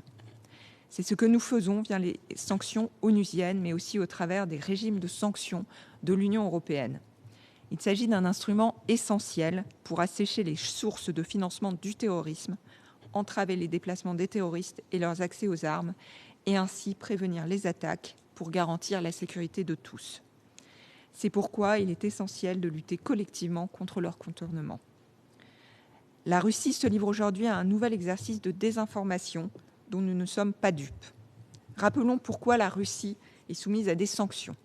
Elle l'est parce qu'elle a agressé un État souverain et violé son intégrité territoriale au mépris de la Charte des Nations Unies. Depuis 2 ans, elle viole quotidiennement le droit international et le droit international humanitaire. L'objectif des sanctions est de rappeler que les violations du droit international ont des conséquences, d'inciter ceux qui bafouent les droits humains à cesser leurs agissements et de les pousser à revenir à la table des négociations. La Russie piétine la Charte des Nations Unies et le droit international. Ce n'est pas le cas des États membres de l'Union européenne. Deuxièmement, la France et l'Union européenne sont attachées au renforcement du respect des règles du procès équitable. Nous veillons à ce que les sanctions soient ciblées, proportionnées aux objectifs qu'elles cherchent à atteindre, flexibles et réversibles. La France est mobilisée pour continuer à améliorer le fonctionnement et la transparence des régimes de sanctions. Ces sanctions font l'objet d'un suivi minutieux dans leur mise en œuvre. Et je veux saluer à cette occasion le travail des comités de sanctions et des panels d'experts qui jouent un rôle fondamental dans ce domaine. La France a soutenu la création du bureau du médiateur en 2009 et le mécanisme du point focal. Il existe des mécanismes de dérogation qui donnent la souplesse nécessaire aux cas particuliers. En décembre 2022, le Conseil de sécurité des Nations Unies a adopté la résolution 2664 prévoyant une exception humanitaire transversale pour les régimes de sanctions onusiens. L'Union européenne a pleinement transposé cette résolution. La France avait, en 2019, déjà intégré cet objectif dans la résolution 2462 sur la lutte contre le financement du terrorisme. Les sanctions de l'Union européenne sont conformes au droit de l'Union et au droit international. Les mesures restrictives de l'Union européenne sont toujours ciblées et visent à répondre aux violations du droit international et aux menaces à la paix et la sécurité internationale. Elles ne visent pas la population civile dans son ensemble.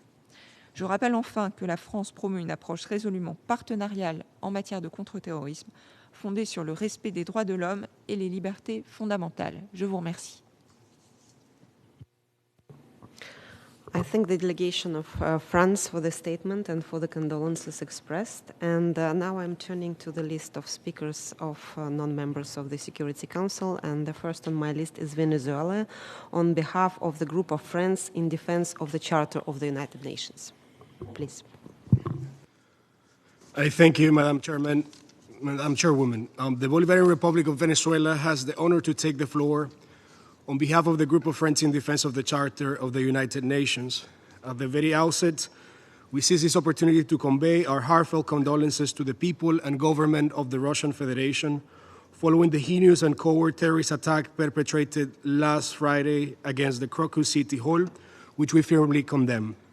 We also convey our appreciation to the delegation of the Russian Federation for the convening of this informal meeting to address a matter to which we all attach great importance. We also express our gratitude to the briefers for their much valuable and insightful inputs to this discussion. Madam Chairperson, terrorist acts not only endanger the territorial integrity and stability of states, but also national, regional, and international peace and security. Not only do they generate terror and violate human rights, but they also seek to destabilize legitimately constituted governments or the prevailing constitutional order and political unity of states, thus affecting the stability of nations and the very basis of societies. In addition, terrorist acts create adverse consequences, among others, on the economic and social development of entire nations, while resulting in both an incommensurable human toll and important economic losses, including as a result of the destruction of a state's public and private infrastructure, including that of critical nature. We therefore express our categorical rejection to all acts of terrorism, regardless of their motivation, wherever, whenever, and by whomsoever committed. All acts, methods, and practices of terrorism are criminal, unjustifiable, and represent clear violations of both the purposes and principles of the UN Charter and the norms of international law. Similarly, the provision of any sort of support, active or passive, to terrorist organizations or persons for the purpose of inciting, planning, financing, perpetrating, or participating in the carrying out of terrorist acts is also contrary to the values, tenets, and spirit of the founding charter of our organization. Madam Chair, that being said, we ought to stress, on one hand, that terrorism shall in no way be equated with the legitimate struggle of peoples under colonial or alien domination and foreign occupation to self-determination and national liberation. And on the other one, that terrorism shall not be associated with any religion, nationality, civilization, or ethnic group. Similarly, we reject the political manipulation of the fight against terrorism, including to the issuance of arbitrary and unilateral lists accusing states of allegedly supporting terrorism, a practice that is totally inconsistent with international law. We also stress that the promotion or facilitation of terrorism, as well as the use of digital platforms to incite and finance terrorist acts, for the purpose of advancing regime change policies or agendas seeking neo-colonial domination is inadmissible. Efforts to prevent and combat international terrorism, we cannot overemphasize, shall not be used under any circumstance as a pretext to interfere in the internal affairs of states or to resort to the use or threat of use of force against the territorial integrity or political independence of any state, as this clearly goes in contradiction with both the spirit and letter of the very UN Charter. Madam Chairperson, the fight against international terrorism must unite us and commit us all. This is a fight that admits no double standards. There cannot be good and bad terrorism. However, the common quest for the achievement of a world free of terrorism has been for long undermined as a result of the politicization of counter-terrorism efforts for the sake of advancing interventionist agendas. The political manipulation of the fight against terrorism and the incitement to commit terrorist acts, combined with the application of unilateral coercive measures as part of strategies aimed at promoting regime change policies against sovereign countries, goes in flagrant violation of both the letter and spirit of the most basic norms and principles of international law, including those enshrined in the UN Charter. Unilateral coercive measures, needless to say, are weaponized in the pursuit of geopolitical and economic goals, no matter the pain and suffering they generate on entire peoples around the world, as they continue to be systematically and relentlessly applied. Not only do they impede the full achievement of economic and social development, particularly in developing countries, but they also have a negative impact on the full enjoyment and realization of human rights. In other words, not only do they create and aggravate the conditions for poverty and inequality, but they represent also a deliberate attack against the right to development. Consequently, without fear of making mistakes, we can assert that unilateral coercive measures foster those conditions that we have repeatedly urged to be addressed, including as part of the root causes of international terrorism. Unilateral coercive measures could thus provide breeding ground precisely for the promotion of criminal agendas from terrorist and violent extremist groups, which is why we need to urgently and effectively redress this phenomenon. The implementation of UCMs also undermines international cooperation, including in the field of counter-terrorism, as stated in the concept note for this event. In this context, we seize this opportunity to caution once again about the growing resort to these so-called sanctions, of which not only are we seeing a new generation, much crueler and destructive, but of which we also have to caution that they seem to have become the preferred tool of certain governments for exerting pressure on independent nations, particularly on developing countries, and for forcing the sovereign will of another state in order to obtain from it advantages of any kind. The application of such measures must therefore be terminated completely and unconditionally. Madam Chairperson, allow us now to conclude by reaffirming the resolve of the member states of our group of friends to take speedy and effective measures rooted in international legality and the tenets of the founding charter of the UN to eliminate once and for all international terrorism, as well as the complete, immediate, and unconditional elimination of UCMs. At last, we call on all responsible members of the international community to put aside differences and instead to engage with each other and work together in a decisive, inclusive, and coordinated manner in order to achieve a world free of terrorism. Madam Chairperson, with your indulgence, we would like to very briefly add 2 points in our national capacity. First, that it is not surprising at all to hear the remarks from the usual suspects defending and advocating for the illegal application of UCMs, despite their negative impacts, which some now have the audacity to pretend to portray as a mere narrative, including their negative impact on CT efforts, as eloquently elaborated by the briefers earlier today. After all, it is exactly them, the ones who shamelessly apply such criminal and inhumane measures on over a third of humanity. And second, that there is indeed a pressing need for us to advance on the consideration of UCMs as crimes against humanity, particularly in light of the definition of acts of exterminations as provided in the very Rome Statute of the ICC. I thank you very much, Madam Chairperson. I thank the delegation of Venezuela for the statement and for the condolences expressed, and the next on my list is Cuba. Thank you, Madam Chair.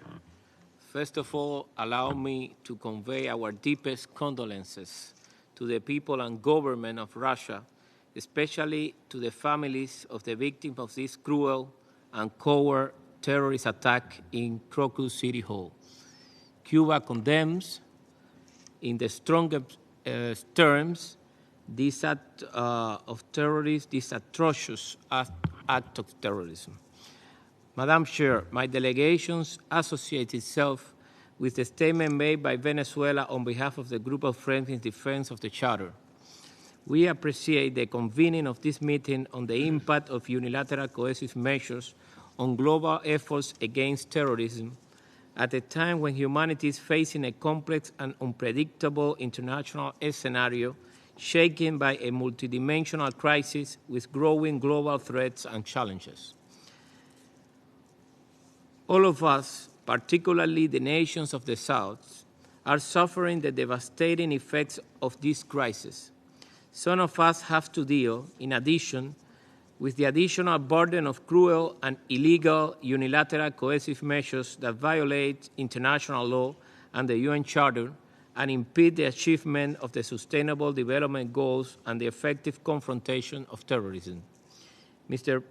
Chair, Mrs. Chair, Cuba, which has been a victim of terrorism for more than 6 decades, strongly condemns all terrorist acts, methods, and practices in all their forms and manifestations, including those in which states are involved directly or indirectly. We are a state party to the 19 international conventions against terrorism. Concrete steps have been taken to improve our normative and institutional framework. There is not evidence of recording or linking Cuba to terrorist acts or the promotion or sponsorship of terrorist acts. However, in an arbitrary and unilateral manner, the U.S. Department of State has included Cuba in a list of countries that allegedly sponsor international terrorism. This is a designation without any basis, authority, or international backing whatsoever. Its purpose is defamation and coercion. It attempts to justify and succeeds in tightening the economic, commercial, and financial blockade with which for more than 60 years the United States has punished and continues to punish the Cuban people. We reject the unjustified and fraudulent inclusion of Cuba in this unilateral list, which hinders international cooperation in the fight against terrorism. Washington's promulgation of such politically motivated lists obstructs collaborative efforts and contravenes international law. The unjust inclusion has been widely rejected by the international community. In addition, the publication in recent days of the joint communiqué of the 5 mandate holder of the Human Rights Council on the negative impact on human rights of the unilateral designation of several countries, including Cuba, on the aforementioned list. Mr. President, Cuba will continue to support multilateral and bilateral cooperation to confront this scourge. We maintain a firm disposition to cooperate reciprocally with all countries to prevent and suppress acts of terrorism. Likewise, we will continue to take concrete steps to improve our regulatory and institutional framework and to advance in the implementation of our comprehensive national strategy against terrorism, which reaffirms among its postulates the need to strengthen and organize actions and measures to achieve an effective confrontation of international terrorism. Mr. President, we repudiate the application of unilateral coercive measures that limit the capacity of states to eradicate this scourge in contravention of international law and the Charter of the United Nations. It is incumbent upon the United Nations, because of its universal character, to assume the central role in international efforts to combat terrorism. International cooperation is indispensable to confront it. We reiterate Cuba's willingness to contribute to such collective efforts. I thank you very much, Ambassador. I thank the delegation of Cuba for the statement and for the condolences expressed, and the next on my list is Syria.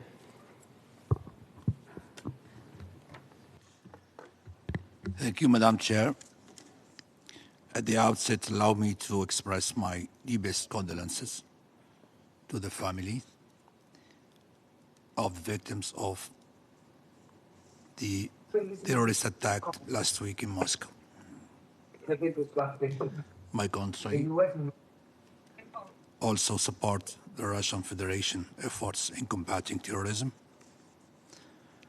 I would like also to thank the Russian mission for convening this meeting on the impact of UCMs on global effort for countering terrorism.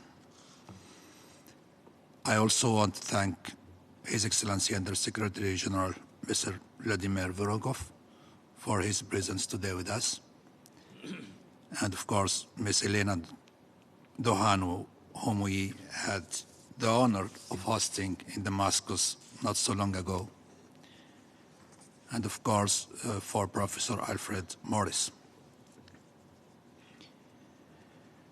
for his important intervention and for being with us today. My delegation ally itself with a statement delivered by Venezuela on behalf of the group of friends of the United Nations Charter, and I would like to add the following in national capacity. Madam Chair, as you all aware, Syria has been suffering since before the crisis started in 2011 from the unlawful, the inhuman promulgation of unilateral coercive measures.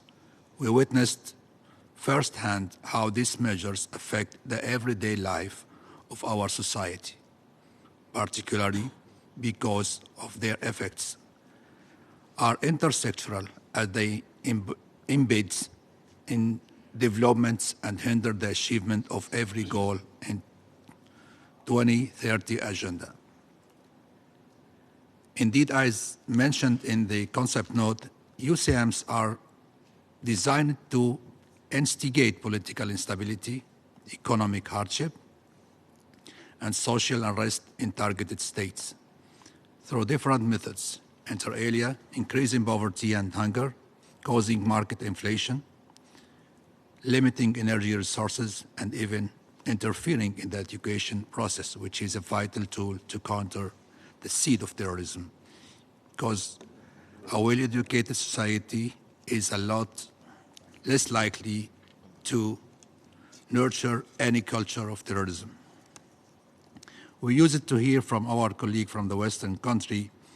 They're claiming that these measures are coherent with the purpose of the UN Charter and that they are used to promote human rights. Well, why cannot they adhere to the provision of the United Nations Charter that designated the Security Council as the only legitimate body to impose sanctions on states? How can anyone believe that limiting energy resources on an entire population can promote human rights? Can they explain how imposing UCMs on a children's hospital, prohibiting it from having the most basic medical equipment, is coherent with the United Nations Charter?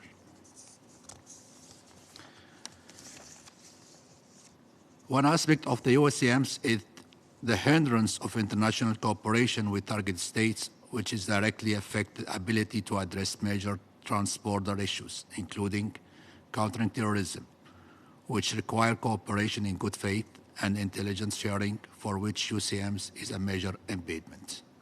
In conclusion, we reiterate our call to the unconditional and immediate lifting of these extraterritorial laws, which are also known as unilateral coercive measures, not only because it's illegality and because it is interfering the sovereignty of other independent states, but because also they impede the achievement of sustainable development and hinder the international cooperation on different matters, including the collective efforts to counter terrorism. Thank you, Madam Chair. I thank the delegation of Syria for the statement and for the condolences expressed. And the next on my list is Distinguished Ambassador of Sri Lanka. Thank you, Madam Chair, for giving me the floor. Permit me to convey Sri Lanka's condolences to the government of the Russian Federation and its peoples for the loss of life and property as a result of the heinous terrorist attack on its people. We unconditionally condemn terrorism in all its forms, whichever quarter it comes from. We share the grief of those affected by this criminal act and assure our solidarity with the people of Russia. We must, however, continue, I say, to support our endeavors to put an end to terror with even greater resolution. Madam Chair, we welcome the convening of this Arria Formula meeting of the Security Council on the impact of the unilateral coercive measures on global counterterrorism efforts. We thank the Russian Federation for its initiative taken in this regard. We also thank the briefers for their valuable insights and USG Voronkov for his presence and commitment to this cause. Madam Chair, we have, as a global community, visited the impact of UCM's development and human progress. We have overwhelmingly come to the conclusion, as witnessed in the voting patterns seen in the resolutions pertaining to UCMs at the General Assembly, as well as the reports of the Special Rapporteur on the subject, that unilateral coercive measures are contrary to international humanitarian law, the UN Charter, and the norms governing peaceful relations among states. We have also seen that these measures can have long-term negative consequences for development and human progress in the targeted states. It is a fact that unilateral coercive measures have negatively contributed to the achievement of sustainable development goals as well as human progress in targeted countries. Should we then not ask the question whether the UCM stands the test of legality, which must depend on several factors, I say, such as compliance with international law, inclusive of the United Nations, the Charter, and the relevant treaties, whether the measures are proportional to the threat of violation they seek to address, list if what they infringe on human rights. Does it permit, I ask, individual entities targeted by the sanctions the right to challenge the measures imposed through fair and transparent procedures? Does it take into account humanitarian concerns and ensure access to essential goods and services for affected populations? And finally, whether these measures provide a review mechanism of the sanctions to assess the effectiveness and its impact, with the possibility of lifting them if the objectives are achieved. Madam Chair, it is essential to ensure, we say, that universal coercive measures can be implemented in a manner that upholds the rule of law, respects human rights, and serves the collective interests of the international community. A dimension not explored, we say, in depth is the impact of UCMs on global counter-terrorism efforts. Hence, it is important, we say, that we view by considering the impact of UCMs on the pillars that govern global counter-terrorism efforts. The current efforts are predicated on 4 pillars, as we know. Firstly, measures to address the conditions conducive to the spread of terrorism. Secondly, measures to prevent and combat terrorism. Thirdly, measures to build capacity to prevent and combat terrorism and to strengthen the role of the United Nations system. And finally, measures to ensure respect for human rights for all and the rule of law as the fundamental basis of the fight against terrorism.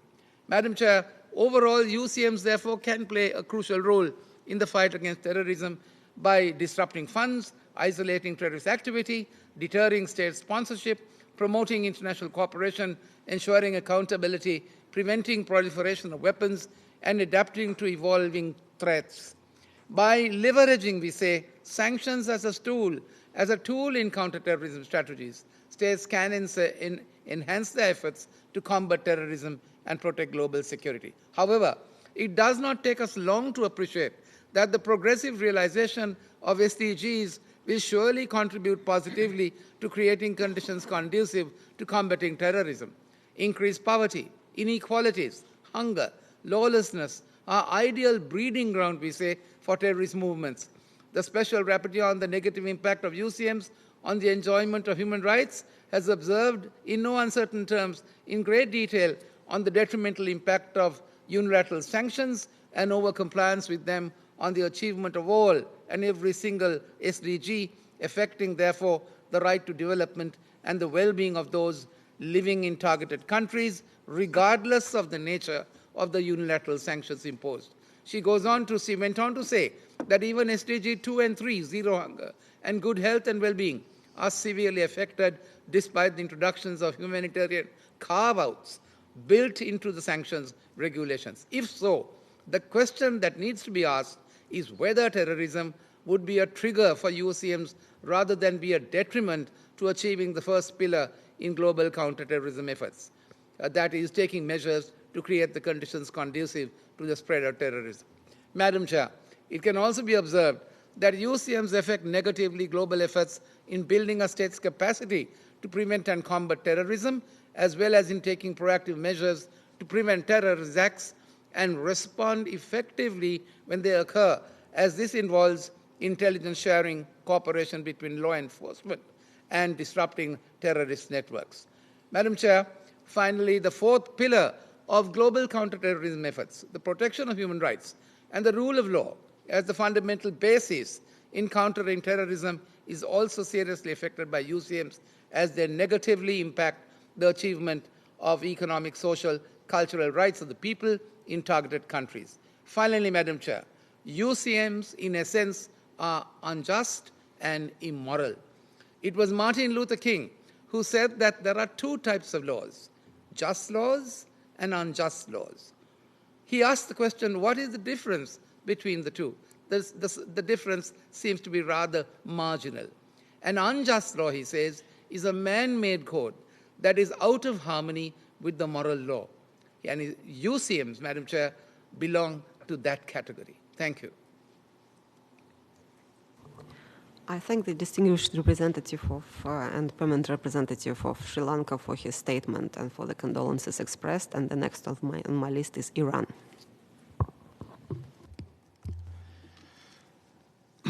Thank you so much, Madam Chair, for convening this meeting. We thank Mr. Voronkov, the Undersecretary General, and other briefers for their insightful briefings. We align ourselves with the statement delivered by a representative of the Venezuela on behalf of the group of friends in defense of the UN Charter. Madam Chair, to begin with, Iran strongly condemns the heinous and cowardly terrorist attacks that was perpetrated on 22nd March, targeting the innocent people in Caracas City Hall in Moscow region. Our heartfelt condolences extend to the families of all victims affected by these atrocious acts. We stand in full solidarity with the people and government of Russia Federation during these trying times. This reprehensible act serves as a stark reminder that terrorists remain a real threat to global peace and security, and no nation is immune to threat posed by terrorist groups. Madam Chair, effective counterterrorism efforts hinge on avoiding double standards and selective approaches while fostering full and responsible cooperation among all states. Nevertheless, and as stated in the concept note for this meeting, the application of the UCMs produces severe repercussions on international counterterrorism efforts. The illegality and inhumanity of the UCM are bluntly evident. Such inhuman measures, whether in the form of unilateral sanction or other restrictive measures, flagrantly violate the UN Charter and the basic principles of international law, including human rights law and international humanitarian law. However, certain countries openly flout international law and the UN Charter by imposing UCMs, weaponizing this illegal action, and effectively engaging in economic terrorism, targeting unfavorable and independent sovereign states that do not want to bluntly implement their destructive policy and practices. It is a well-established fact, backed by the UN report, that unilateral sanction or UCM inflict disproportionate harm on vulnerable and innocent segments of the society, leading to undue suffering. Moreover, they divert crucial attention and resources from collective efforts to combat terrorism. Additionally, they run the risk of alienating potential partners, impeding the sharing of vital intelligence, coordinated action, and implementation of a joint strategy against terrorism. In conflict-affected regions, these measures are particularly hindered the delivery of crucial humanitarian aid to vulnerable populations in targeted countries.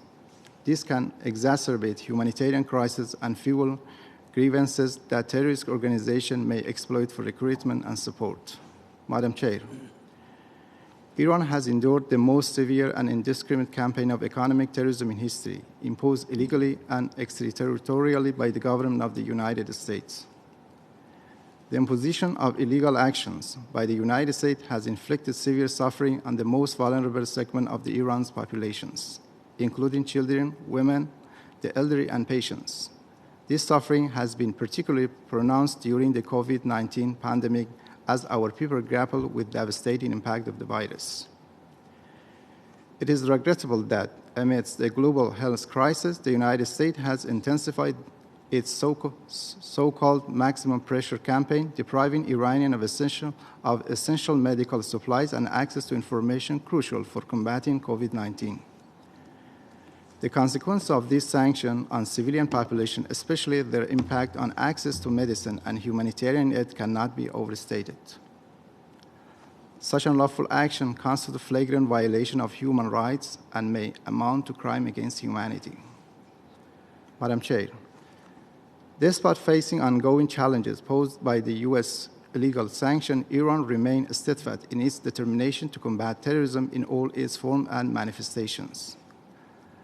As one of the primary victims, Iran has lost over 70,000 citizens to terrorist acts. The most recent tragedy occurred on 3rd January 2024 in the city of Kerman, where over 100 civilians, including children and women, lost their lives and many more were injured. Daesh claimed responsibility. Madam Chair, under international law, Iran actively assists regional government and nations at their request in combating foreign-backed terrorist groups in the regions. This was the case in assisting our brothers and sisters in Syria and Iraq during Daesh threats, and we are committed to continue until terrorism is entirely eradicated in the region. Lastly, Madam Chair, we must not overlook the fact that foreign intervention and occupation are key contributors to the conditions that foster terrorism. While the right to resist foreign invasion and occupation should not be equated with terrorism, it is evident that ending occupation and aggression is crucial to eradicating terrorism. Otherwise, terrorism and occupiers may form alliance as evidenced by the conflict in our region. I thank you. I thank the delegation of Iran for the statement and for the condolences expressed. And my list of speakers is exhausted. Does anyone else wish to take the floor? If not, before I pass the floor to our briefers to make final remarks, I would like to make a couple of remarks in my national capacity. We think that today's discussion was very fruitful and very interesting and, of course, deserves continuation and further development. We see certain division of opinions. The majority, of course, is in agreement with the idea that unilateral coercive measures are not legal. They are contrary to the Charter. But some other countries, those who practice unilateral coercive measures, consider that this is just a policy choice. In this regard, I would like to mention that those views are not in compliance with the decisions of the General Assembly. The General Assembly has decided a long time ago that UCMs are illegal. They're not in compliance with the United Nations Charter. Another interesting point was made that I think this point was made by the representative of Slovenia, that violations are the cause and not the effect of UCMs. And in this regard, I think it would be very interesting to refer to the decision of the European Court of Justice. And I think that the reference was also made to the ECJ and to the European system, which allegedly provides for the possibility to challenge unilateral measures and to ensure their legitimacy and compliance with different criteria. However, there was a very interesting decision by the ECJ taken in September of 2023 in the case concerning Venezuela, the unilateral sanctions against Venezuela. So this country decided to use this pass and to use this legal course to challenge the sanctions against it. And the decision was as follows, and let me make a brief quote from that decision. I will not, of course, comment on the facts which are involved here and was challenged by both sides. I will just refer to the legal argument, and the legal argument was as follows. The court decided that the contested regulation was adopted in the context of reaction to the continuing deterioration of democracy and the rule of law in Venezuela. And neither the contested regulation nor the decision, the implementation of which it is intended to ensure, refer to the infringement by the Bolivarian Republic of Venezuela of rule of international law, or to the temporary non-performance by the Union of an international obligation towards the Bolivarian Republic of Venezuela. Therefore, as rightly asserted by the Council, the restrictive measures were not intended as a reaction to an internationally wrongful act imputable to the Bolivarian Republic of Venezuela through the temporary non-performance of the Union's international obligations. I think that this is a very interesting decision because it openly states that the UCM was taken not in response to any alleged violation of international law, but just as a policy choice. And this is a significant development, and I would like to draw attention to this, this decision of the court is very much in contradiction with the statements of the European Union members' statements. I would also like to respond to the statement of the representative of the United Kingdom who alleged that all the UCMs adopted by the United Kingdom can be freely challenged in the courts of the United Kingdom, but somehow he failed to mention that all the lawyers in the United Kingdom are under the obligation not to provide legal services to the governments which are under sanctions. Thus, it is not possible to obtain any legal services in the United Kingdom, and as we all know, it is not possible to participate in legal proceedings before the United Kingdom courts without obtaining the services of the barristers. So we all understand that this possibility to review and challenge the UCMs is just a fiction which is non-existent. We also took note of the statement of the representative of Switzerland that all the UCMs taken are somehow human rights compliant and gender responsive. And in this regard, it is very interesting why the delegation of Switzerland and other delegations of the Western countries are somehow opposed to make an assessment of the impact of UCMs, which is proposed by our delegation as well as by many other delegations.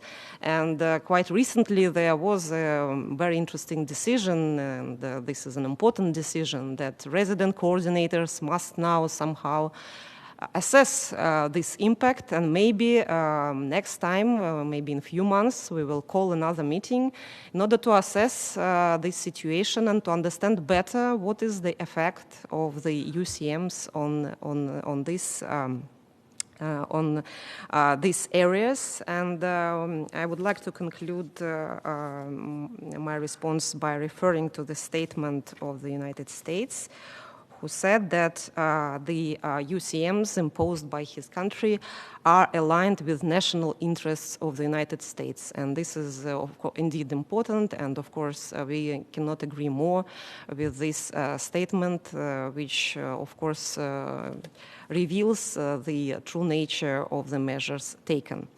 Now I would like to pass the floor to our briefers for their final comments.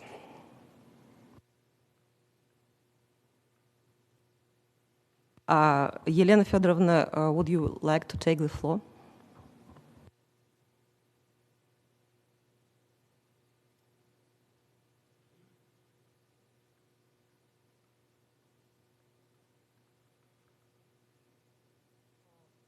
There is a problem with the sound.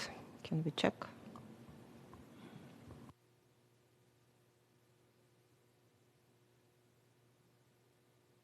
Елена Федоровна, can you try again?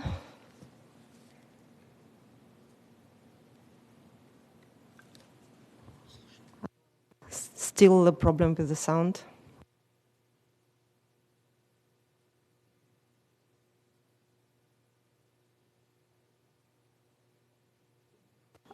Elena Fedorovna, can you turn off and then turn on the microphone?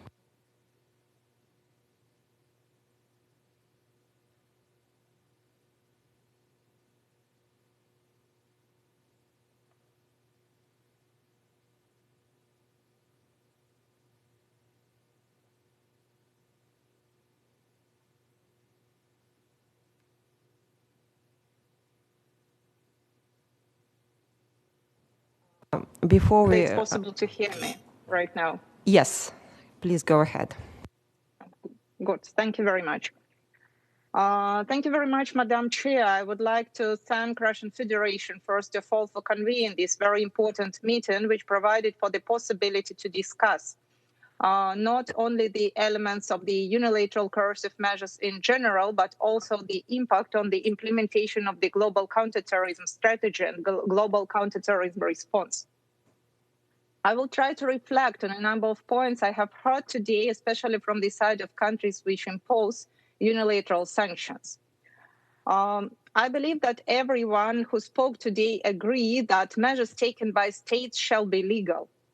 And therefore, it's extremely important, upon my opinion, to assess which measures are legal. So the general statement that measures taken as a means of the implementation of the foreign policies are good is not sufficient from the perspective of international law.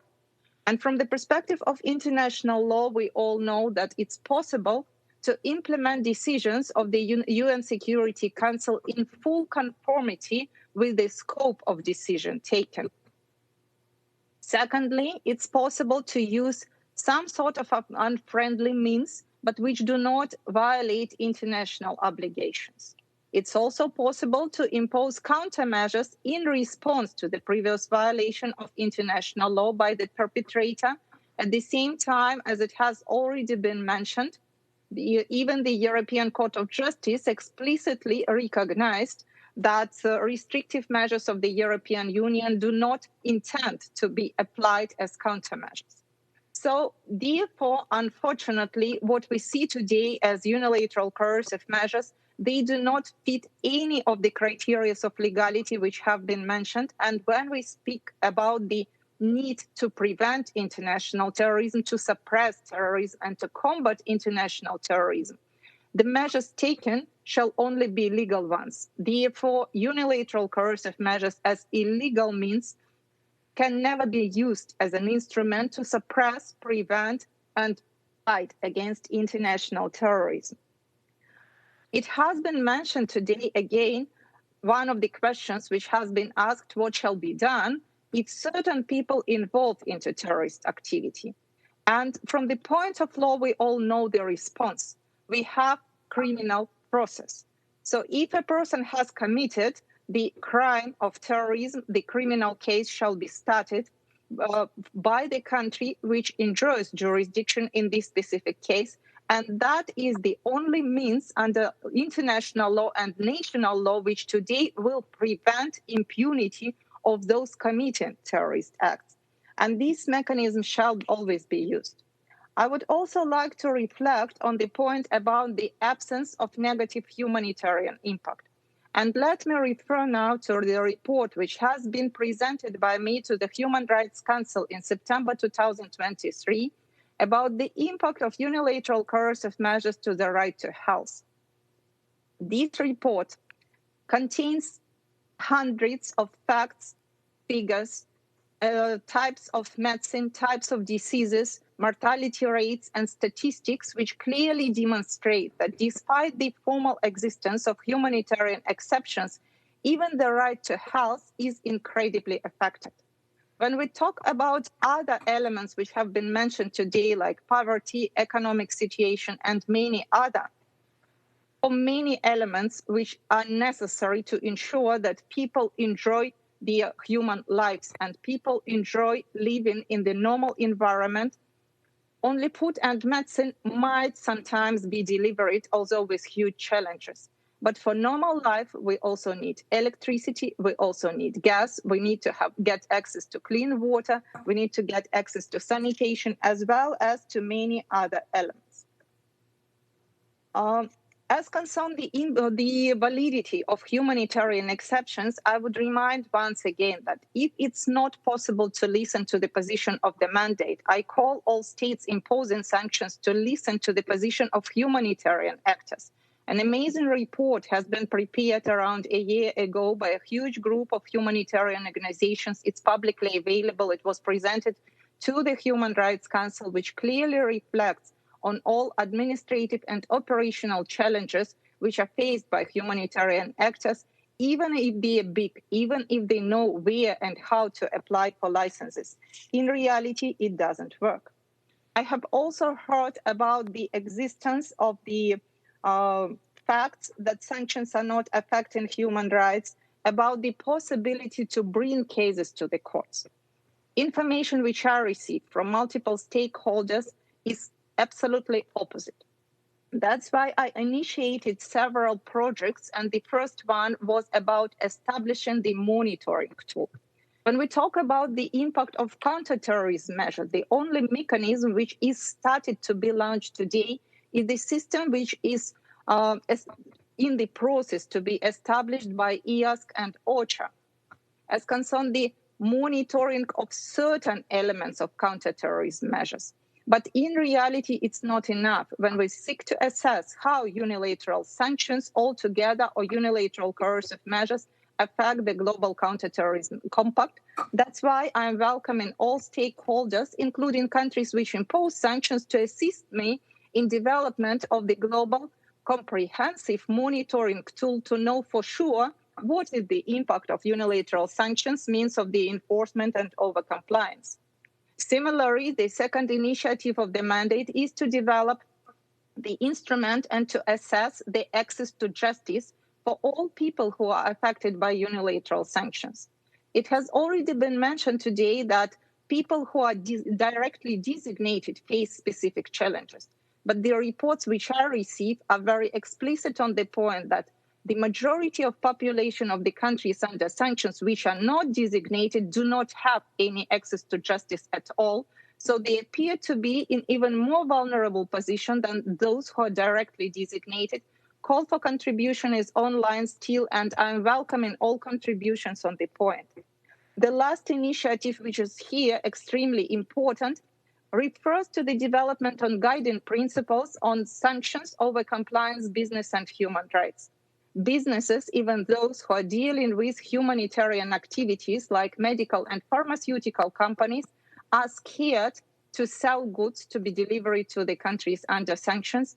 And again, I'm very open for the dialogue. Calls for contribution are open, and I'm looking forward to any submissions. I need to mention a couple of other elements, for example, which are relevant to the building of national capacities in the process of struggling against international terrorism. I would like to remind that even very low effective and inefficient humanitarian exceptions refer to the possibility to give licenses to deliver food and medicine only, and to the very restricted measure. When it comes to any other elements, even the delivery of water pipes is not possible as soon as it's considered to be a development project.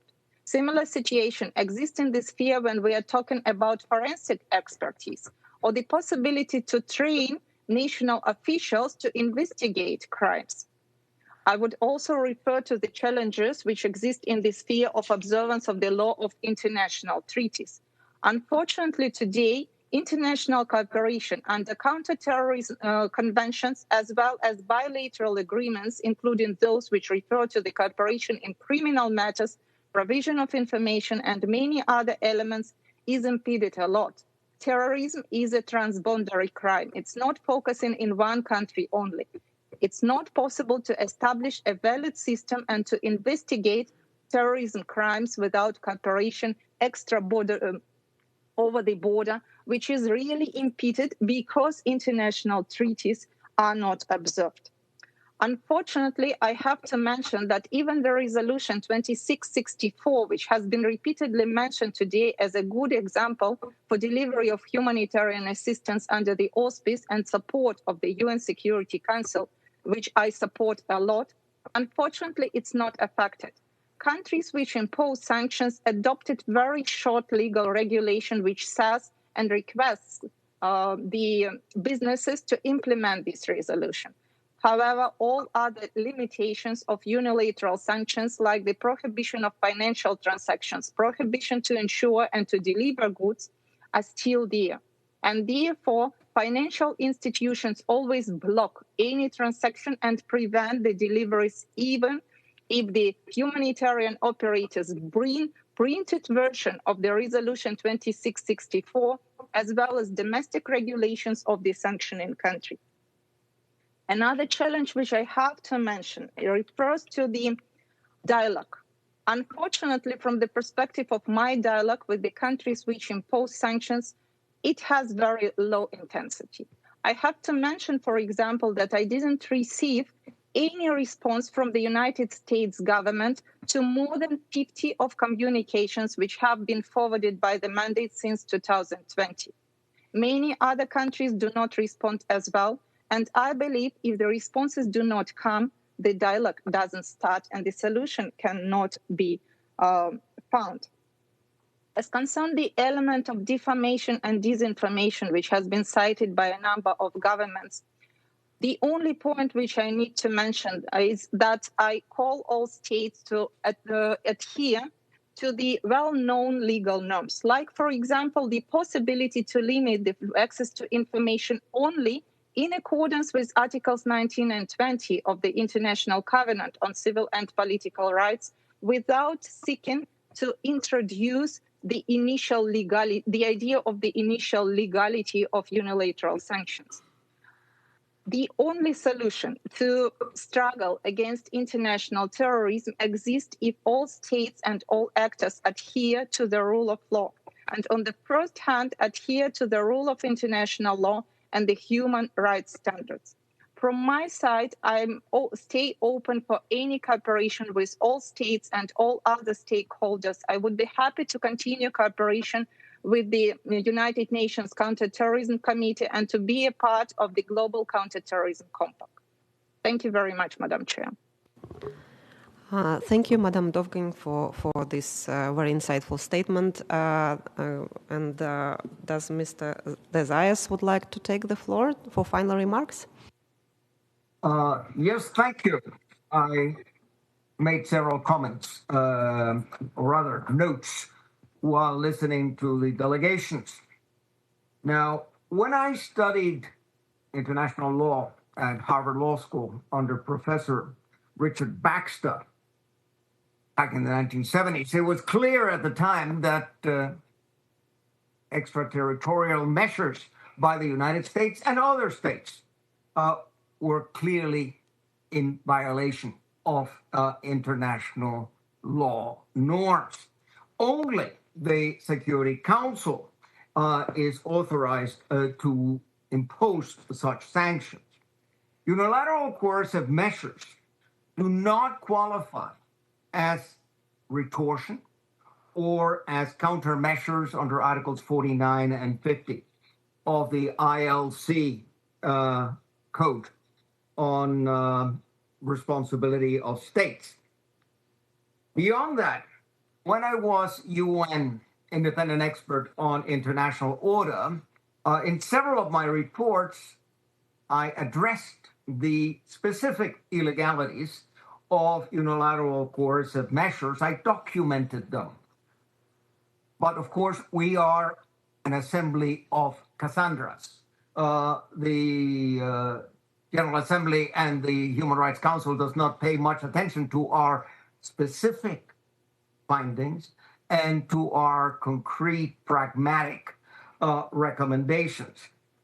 And I also drafted 25 principles of international order, very well anchored in the UN Charter, which further developed in the light of ICJ jurisprudence and in the light of resolutions of the Security Council and of the General Assembly. I presented that to the Human Rights Council, and then I developed it further in my book, Building a Just World Order, 25 Principles of International Order. Because unilateral coercive measures kill, and because they kill in the tens of thousands. This is a matter to be examined by the International Court of Justice and by the International Criminal Court. I have no doubt that when all the evidence is in, that objective judges will find that the unilateral coercive measures being applied today against Cuba and Nicaragua and Syria and Venezuela and Zimbabwe and other countries do constitute crimes against humanity under Article 7 of the Statute of Rome. I find it that it is Machiavellian to try to disguise unilateral coercive measures as legitimate sanctions. It is Orwellian. It is double think. It is cognitive dissonance to try to make them appear as harmless, or the end justifies the means, etc. We cannot, in a world where the only rules-based international order is the United Nations Charter, we cannot tolerate that language is being destroyed, that the narrative is trying to make a mockery of the United Nations Charter, and to say that unilateral coercive measures are compatible with the United Nations Charter, or with international law and order, or with the International Law Commission's draft code on state responsibility is too ridiculous for words. As I said, UCMs must be challenged before the International Court of Justice, and I urge states in the General Assembly to invoke Article 96 of the UN Charter and to elevate the legal questions to the International Court of Justice for an advisory opinion. Finally, let me ask you to read an important book. I talked about civilization. I talked about retrogression in human rights and in international law. This book, Jeffrey Sachs, The Price of Civilization, I strongly urge you to read it and to make your own conclusions, because that's where we are, unfortunately. And we see it in the war in Ukraine. We see it in the war in Gaza. We see it in the twisting of facts and what I call fake news, fake law, fake history, fake democracy. That's where we are. We are in free fall. We are in retrogression. And that it is time that we rediscover the spirituality of the Universal Declaration of Human Rights, the work of Eleanor Roosevelt and of Rene Cassin and of Charles Malik and of P.C. Chung. We have to go back to the sources. We have to go back to human dignity and realize that these unilateral coercive measures that are being whitewashed, this is actually apology of crimes against humanity, trying to make them appear as they do not kill. They do kill. I mean, we must, I think it is the obligation of all United Nations state members to vindicate what we, the people, decided in 1945. We want peace, we want development, and we want human dignity. And unilateral coercive measures are incompatible with all of that. I thank you. I thank Professor Desires for his statement, and I would like to conclude by saying that today's exchange of opinions demonstrates that unilateral coercive measures, due to their scale and scope, have taken place among among root causes of terrorism and extremism. There can be no real hope of defeating the global terrorism while the harmful practices of UCMs continue. Until the United States and other advocates of this illegal tool reconsider their approaches, it would be prudent for other states and international organizations, namely all those who respect international law, to consider developing a set of measures to reduce the harmful impact of UCMs on counter-terrorism. I thank you. The meeting is adjourned.